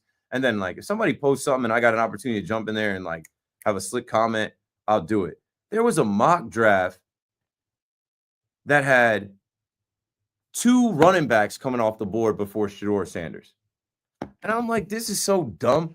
In what NFL, especially now, will we see Ashton Jeanty and Amarian Hampton come off the board? Or maybe they had even Trey Henderson. I got to find that draft. I'm like, this is stupid. All because of the, like, brash and whatever comments came out. Like, no. Shedeur Sanders is going in the first round. And he may fall to a team, but he's not, like, this is Dion's kid. They have such a support system around this kid, his brothers, all these other people, that his cousin, all these people that work with them. They're not going to let him fail. He's going to lock in. He only cares about football. He's been rich. He's not going to get distracted. He doesn't have a girl. He doesn't go to the club. He doesn't do any of that stuff. Like that. I don't know. I'm interested to see where he goes. I think I very well think he could be on the Browns. Right? Cam Ward could go number 1, or they could trade that pick. He very well could be on the Browns, because the Browns right now, shout out to Kenny Pickett, pride of Ocean Township, the second best quarterback to come out of Ocean Township High School. I mean, he was better than me when he came out. He had, bigger offers, but I got the ring. I got the state championship ring. Kenny, you didn't get the state championship ring. I mean, you did enough at Pitt. I love Kenny Pickett. I was talking to Nick Costos about him, and I talked about how this year Kenny Pickett got to live the dream. He grew up a diehard Eagles fan. So instead of being a backup and competing with Russell Wilson or whoever they brought into Pittsburgh, he voiced his frustration. And I was disappointed in Kenny. I was like, Kenny, you got to hold it down, man. Like, you're a legend out there from the Pitt Panthers. But he voiced his frustration, and Tomlin and Rooney and those guys, they we don't owe you anything. They shipped him out. And all right, yeah, you ship him out closer to home, back closer, a 90-minute ride from Ocean Township, New Jersey, where he grew up. And you ship him to his childhood favorite team, to the stadium he grew up going to. He gets to be the backup for the Eagles. They go and win a Super Bowl. I was laughing with Paulie about it. Paulie's like, hey, Kenny went there and broke some of Dan Marino's records at Pitt, and he's got a Super Bowl ring that Dan Marino doesn't have. I'm like, Kenny's living the dream. And now the Eagles trade Kenny to the Cleveland Browns, so he's back in the AFC North, and he'll have a chance to compete, even if they draft Shedeur Sanders. It'll be Shedeur Sanders and Kenny Pickett battling him out. And I mean, I don't know if Shedeur Sanders beats Kenny Pickett. So shout out to Kenny, the pride of Ocean Township. Both of us have put on. I'm trying to think if I'm 2, I'm definitely not 1. I think Kenny had better stats than me too. I was in 1,000-yard club. I think the only record I have at OT still is the touchdown record. I had 6 TDs and one game. I'm giving the nerds on Reddit something to write about, if you don't mind. I don't know who the third guy would be. I think Eddie Conti. Shout out to Eddie Conti, who was a legend at Ocean playing quarterback, state champion, and then also went to Delaware, was a legend. 888-808-1019. Keith McPherson on the fan. I'm not going to sneak a call in here, but we've got calls on Juan Soto, the Jets and Justin Fields, and the Yankees.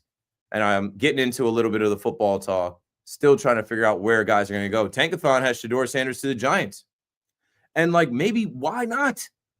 Why not? He's ready for the bright lights, big city. I would love that. If we go to a football season with Justin Fields as the quarterback of the Jets and Shedeur Sanders as the quarterback of the Giants, let's ride. And I don't know, maybe it's Russell Wilson or maybe it's Jameis Winston as the veteran. So maybe you don't see Shedeur Sanders as the week one starter. Maybe that's better for his development as well. I do lean towards Russell Wilson and Ciara coming to the Giants. They made a pit stop here last year and talked to the Giants, but the Giants told Russell Wilson, Daniel Jones is our starting quarterback. How'd that go? I think they'd much rather come to New York than Nashville. And it's to be seen. Joe Milton should be in play for the Giants. The Giants, I think, had an okay day today in free agency, but nobody is like, wow, look at the Giants go. 888-808-1019. Let's take this break here. Knicks are still on the table as well as I'm watching the highlights. Good game for Josh Hart, not being afraid to shoot and being smart with his shots. He must have been working on that three. So on the table for the last half hour of my show, we've got the Knicks, we've got the Jets and Fields, we've got Juan Soto, and I'll talk a little Mets too when we come back to cue up Juan Soto. And, of course, the Yankees with Gerrit Cole and the season right around the corner. KM to 2 a.m. returns right after this. You know what I got to do? I got to eat.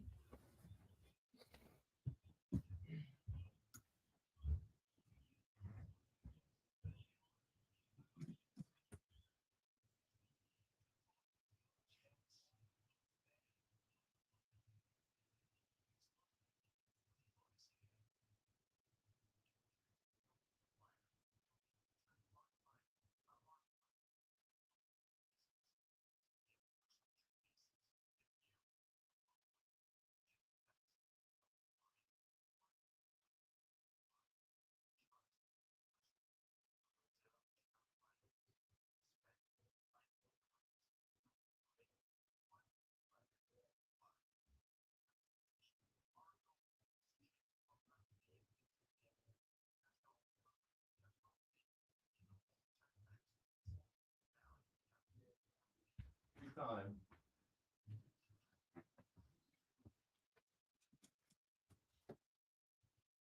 All right, I'm here still. I just don't want to eat on camera for real. Oh, we got 2140 in the chat. Hold on. I need like an AI to answer people. But you guys are always talking amongst yourselves. I'm about to just eat real quick over here. Don't mind me, yo. Don't mind me. Nothing fancy either. I'm on the PB&J for real. I'm on the PB&J for real, bro. Broke, 5 broke. We ain't got it. Broke, 5 broke.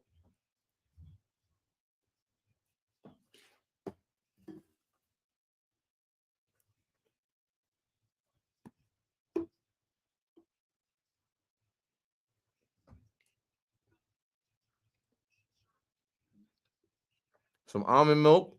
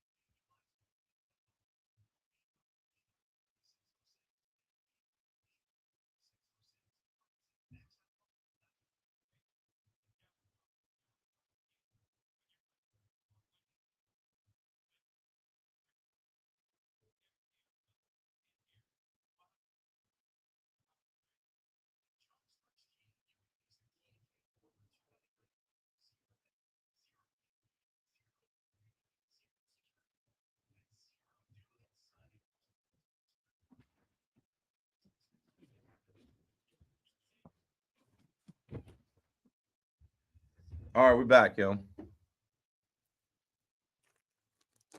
Finished one PB&J. I'll finish the next one during the next break. Let's see what we got here.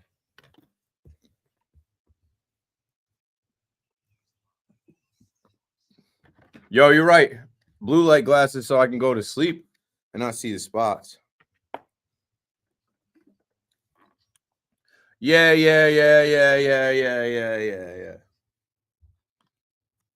Okay. I got 5 on it. I got 5 calls on it. So let's get to these calls, man. I think you've heard me say enough tonight. Oh, I did say that, I was going to talk Mets a little bit. It's a great time to be a Mets fan. Juan Soto is homering. Mets win 8-0. It is all glorious. Clay Holmes is Cy Young. Mets fans laughing at Yankee fans. The Mets fans was all over my Twitter today. Boy, I couldn't live today. I brought it on myself. I was like, yo, why would they make a mini movie on signing a free agent? It's little bro behavior. I'm just kidding. To the victor, go to spoils, man. Do what you want. He's yours. Juan Soto is yours. If you want to make a YouTube movie, if you want, and that's another thing too I wanted to say. Somebody was like, what do you think this is? This isn't a movie. Like, I think I said to somebody in the replies, everything is a movie now. For the first time in all time, YouTube counted more televisions watching YouTube than tablets.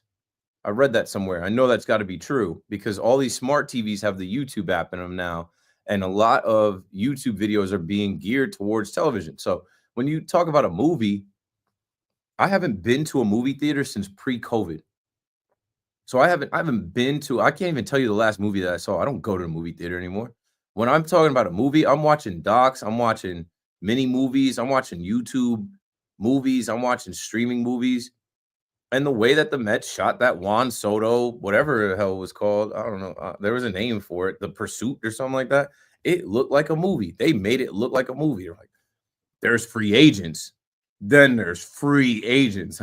There's Glazing. Then there's the amazing Glazing Mets. Jimmy's in Queens. Jimmy, you're on the fan. I'm good, bringing it home.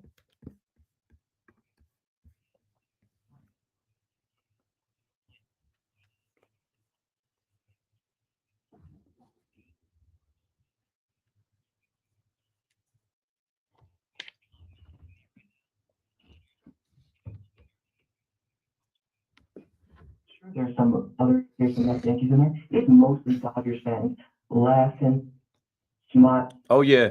Oh, they're chilling right now. They don't think that there's any competition for them. They think, going off of last year, right? They knocked both New York teams down en route to the World Series. They're laughing at us. They're cracking jokes. Yeah, I know. I just found it funny. But then with the whole I think Mets fans, we gotta chill out with the whole like you said, Clay Holmes thing and all this. I don't Juan Soto to the World Series and everything, but I also think Yankees fans, the whole reason this documentary is being made is because Yankees fans are going crazy calling Sure money and everything. Mike K, voice of the Yankees, basically calling Joel Sherman the other day, he's a money. Easy. I'll say this. What I was saying was bro, we don't need the podcast and we don't need the saving face, but what it is them controlling the narrative. What it is they can put stuff out like this to say, au contraire, you guys say it's the money, but we can point to these different things and we have proof. So it is what it is. But I think ultimately, you can't say it's not the money when it's we still I haven't seen any proof of any other larger contracts. It's the largest contract in the history of sports, and that's okay. That's perfectly fine. Yeah, I think that podcast where he said it was supposed to come out yesterday. I haven't seen anything from it, so I don't know what happened there. It's in Spanish, so I won't get it anyway. Yeah, I don't know. Montreal is at an all-time high, and it's just killing both teams. The teams are falling apart by the piece right now. Well, the teams aren't falling apart. I mean, the injuries, yeah. And I don't think it's because of the vitriol. I just think it's baseball. I think it's what happens when you get going and doing baseball activities. And you know what? I can't wait for these games to start. I was just saying to someone in my chat before, I'm like, because they're like, oh, Yankees are cooked. Blah, blah, blah. Like, okay, what happens in 2 months if the Yankees have a better record than the Mets without, you know what I'm saying? Are Yankee fans going to start proclaiming we're better than you? No, it's a good start. Like, this is a long road. It's a long season. None of us know what's about to happen. For sure. Thanks, Keith. Thanks for the call, Jimmy. 888-808-1019. I mean, but this is part of it too. How many seasons of your life have the Mets been better than the Yankees? Not many. How many seasons back to back have the Mets made the World Series? Not many. I think I did hear Evan reference my tweet and say something like, the video is not for Keith. And like, as Mets fans, we can't act like we've been there, because that's what I was saying. I'm like, act like you've been there. You're making a documentary on signing a player. I get it. And then Evan's like, it's the same thing as Hard Knocks. And no, it's not. And I think Morash kind of fought him on that. Like, no, it's not. Hard Knocks is like a yearly thing that we look forward to. Like Hard Knocks kicks off like NFL is back. You can't wait for that first week of August. Like, it doesn't matter. It could be the Atlanta Falcons. It could be whoever. I watched in-season Hard Knocks with the Miami Dolphins last year. That's different. But to make your own production on signing a player, man, that player better be good. Man, that he is good. And that, I'm not going to act like Juan Soto's not going to post. He absolutely is going to post. Ben is in Massbeth on the Fan next. Go for it, Ben. Hey, what's going on?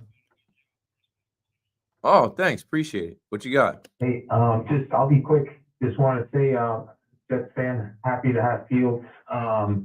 I got my season tickets at 18 when we picked up Darnold. So I was expecting good things, and I see what's happened. If you're a Jets fan, I don't know how you're not excited. The kid has the skill set. We've seen it. I just think he's probably been in the wrong situation, and I don't know, something about New York. I think it's going to bring out the best in him. New head coach.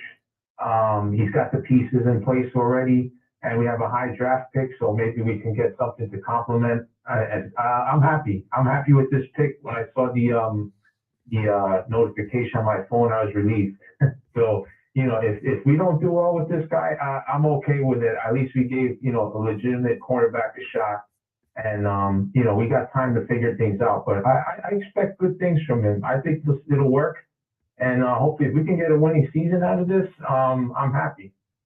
Yeah, I think you can figure something out. Thanks for the call, Ben. I mean, with Justin Fields, I just think that other teams would have definitely got him. And obviously he leaned Jets for multiple different reasons, the chance to be the starter, reconnect with Garrett Wilson. And I think he's got a chip on his shoulder. As much as we talk about a motivated Aaron Rodgers that would be with the Giants, like, this guy wants to prove the Steelers wrong, the Bears wrong, the NFL wrong.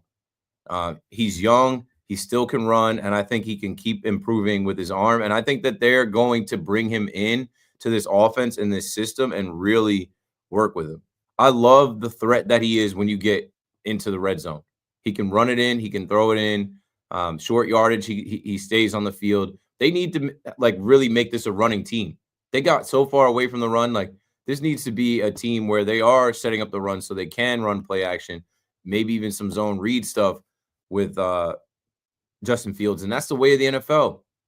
That's what Lamar Jackson is doing, being up there as MVP. That's what Josh Allen is doing, with his ridiculous contract. They got to try and make him in the mold of that. And I think he's going to be good. I think fans are going to like his style of play, but there's much to be seen. They still have a lot of other gaps. They still have, who's going to be right tackle? Who's catching the ball?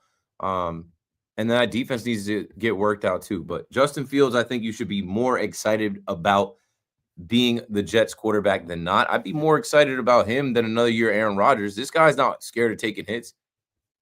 Aaron Rodgers is cooked. Aaron Rodgers is done.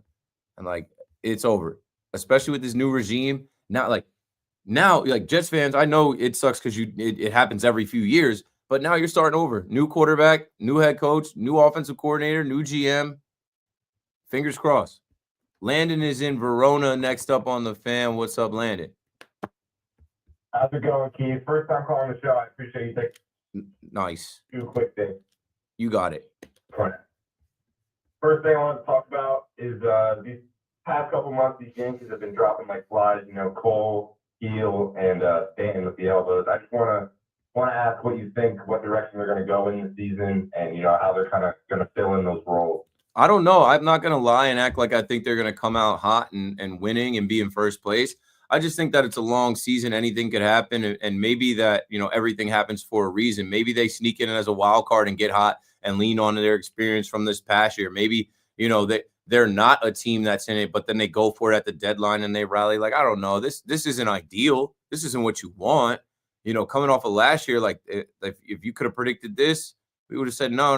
This isn't what we want. Lose the World Series, lose Juan Soto, lose Stanton, lose Heel, lose Cole. Like, no, it sucks. But at the same time, like, I don't know. I love the team. I love the sport. I love the fans. I love the stadium too much to pack up and be like, season's over. Nah, let's ride. Let's see what happens. Good point. And then quick to the Jets, just real quick. I saw a report the other day, and my whole family's, Dolphin fans, but I'm really the only Jet fan. And I saw some report that the new Jets head coach that's coming in with the new general manager, all that stuff, they were looking to place bounties on Tua Tagovailoa's head, like some crazy stuff. I just wanted to know if you think that's true or not. Nah, I don't know about that. We remember Bounty Gate. Remember what went on with the Saints? And man, why am I blank? I can see this guy's gray hair and his glasses. I'm blanking on the defensive coordinator. Ugh, I hate when this happens. Greg, the defensive coordinator, I'm there. Bounty Gate, Greg. I don't know. I'm blanking on this guy. No, Greg Williams. Greg Williams was the defensive coordinator during all of that. And listen, they've been doing that forever. Hey, $500, you knock the quarterback out, or $1,000, you concuss a guy. Like, the NFL used to be really violent. Now it's they try to protect people and roughen the passer, and a legal helmet or a legal hit, illegal use of the helmet. We're fining you for those type of things.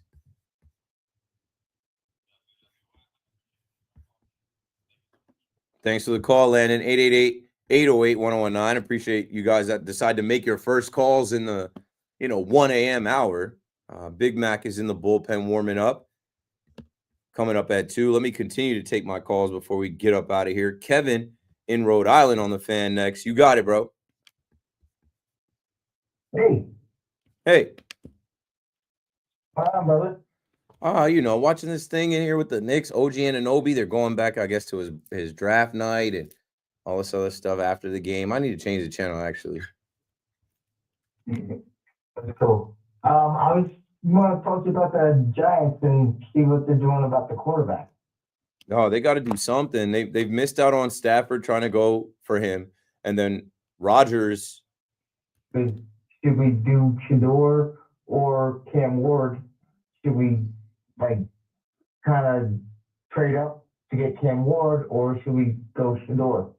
I would try to trade up to get Cam Ward, only in this regard. I just think that he comes with less attention and less baggage and less and he's the number one. Everybody's saying that he's the number one clear-cut quarterback. So if you're trying to get a quarterback in this draft, go get the best guy. But I don't want to undersell Shador. And I also don't want to undersell staying at 3 and Shador potentially being there at 3 and not giving up all of those assets for the number one pick, which you had when you lost 10 games in a row, but you had to go beat the Colts, get that one win at home and lost it. So, I don't know. It's just a pretty penny. It's a high price. You got to give up the first this year, which whatever, but then the first next year and a third round. I forget what else they were saying the Giants would have to give up. Okay, that's where I don't want to give up a lot to get. Is Cam Ward that much better than Shador at 3 to give all that up? I don't know if he's that much better than Shador.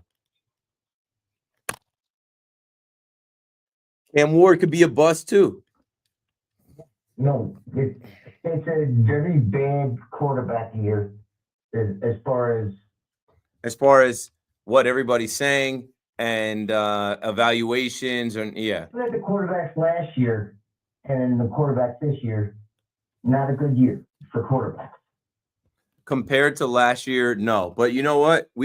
Last year we didn't know Bo Nix was going to be Bo Nix. We didn't know Michael Penix was going to go in the top 10. No, we didn't know that, but Who knows? Maybe Cam Warner's going to be great. We don't know. I think he is. I think if he gets in the right situation, he's got the attitude, the competitiveness, the arm. Like, he could be.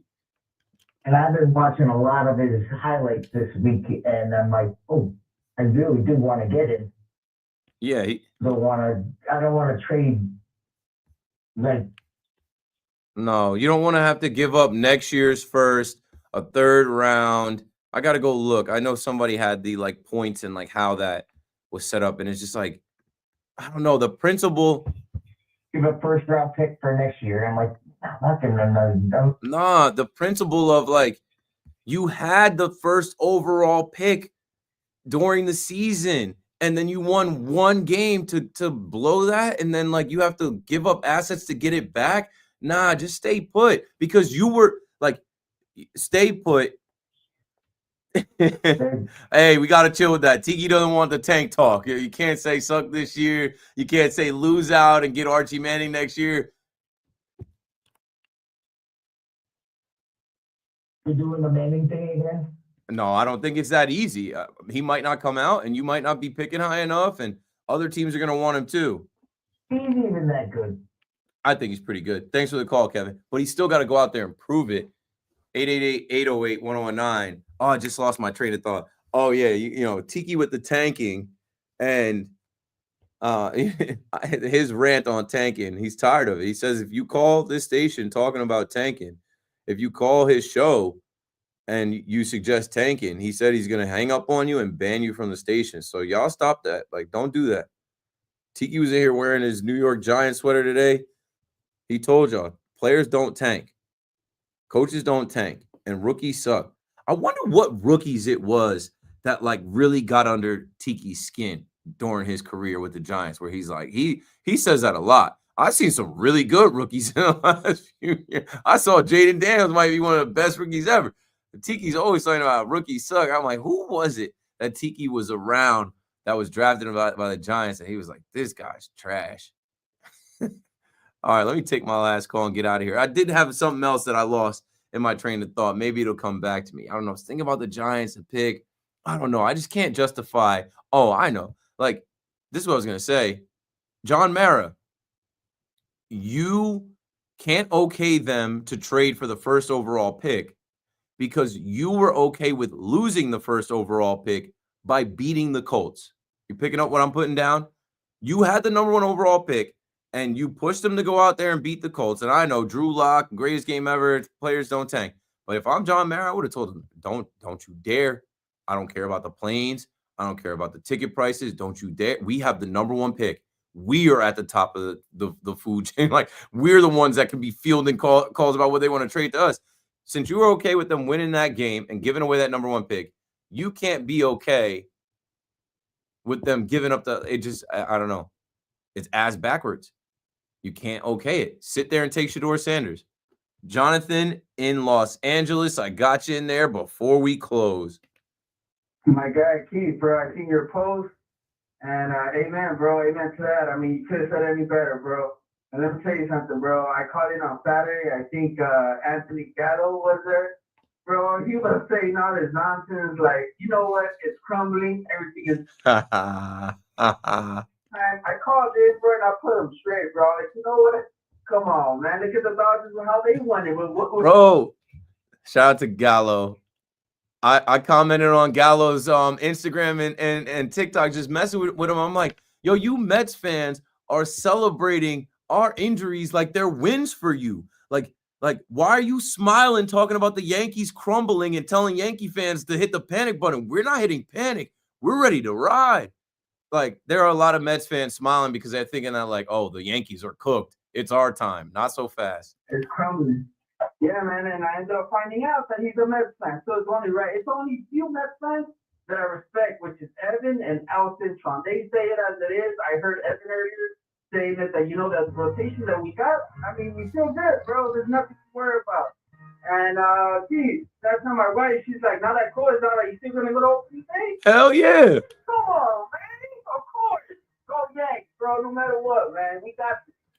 Great call, Jonathan. Jonathan's coming all the way from LA to New York for opening day. I don't care if it's Gerrit Cole. I don't care if it's Marcus Stroman. I don't care if it's Max Fried. I don't know if they're gonna give Max Fried. Maybe they should. Go ahead. He's finishing his career here. Let Max Fried take the ball on opening day in Yankee Stadium on national television for the world to see. All right. I'm gonna go home, try to sleep. Yeah, that won't work. C-Mac is coming up next. Keep it locked right here. Thanks for listening to my show. You're listening to The Fan in New York. Good night.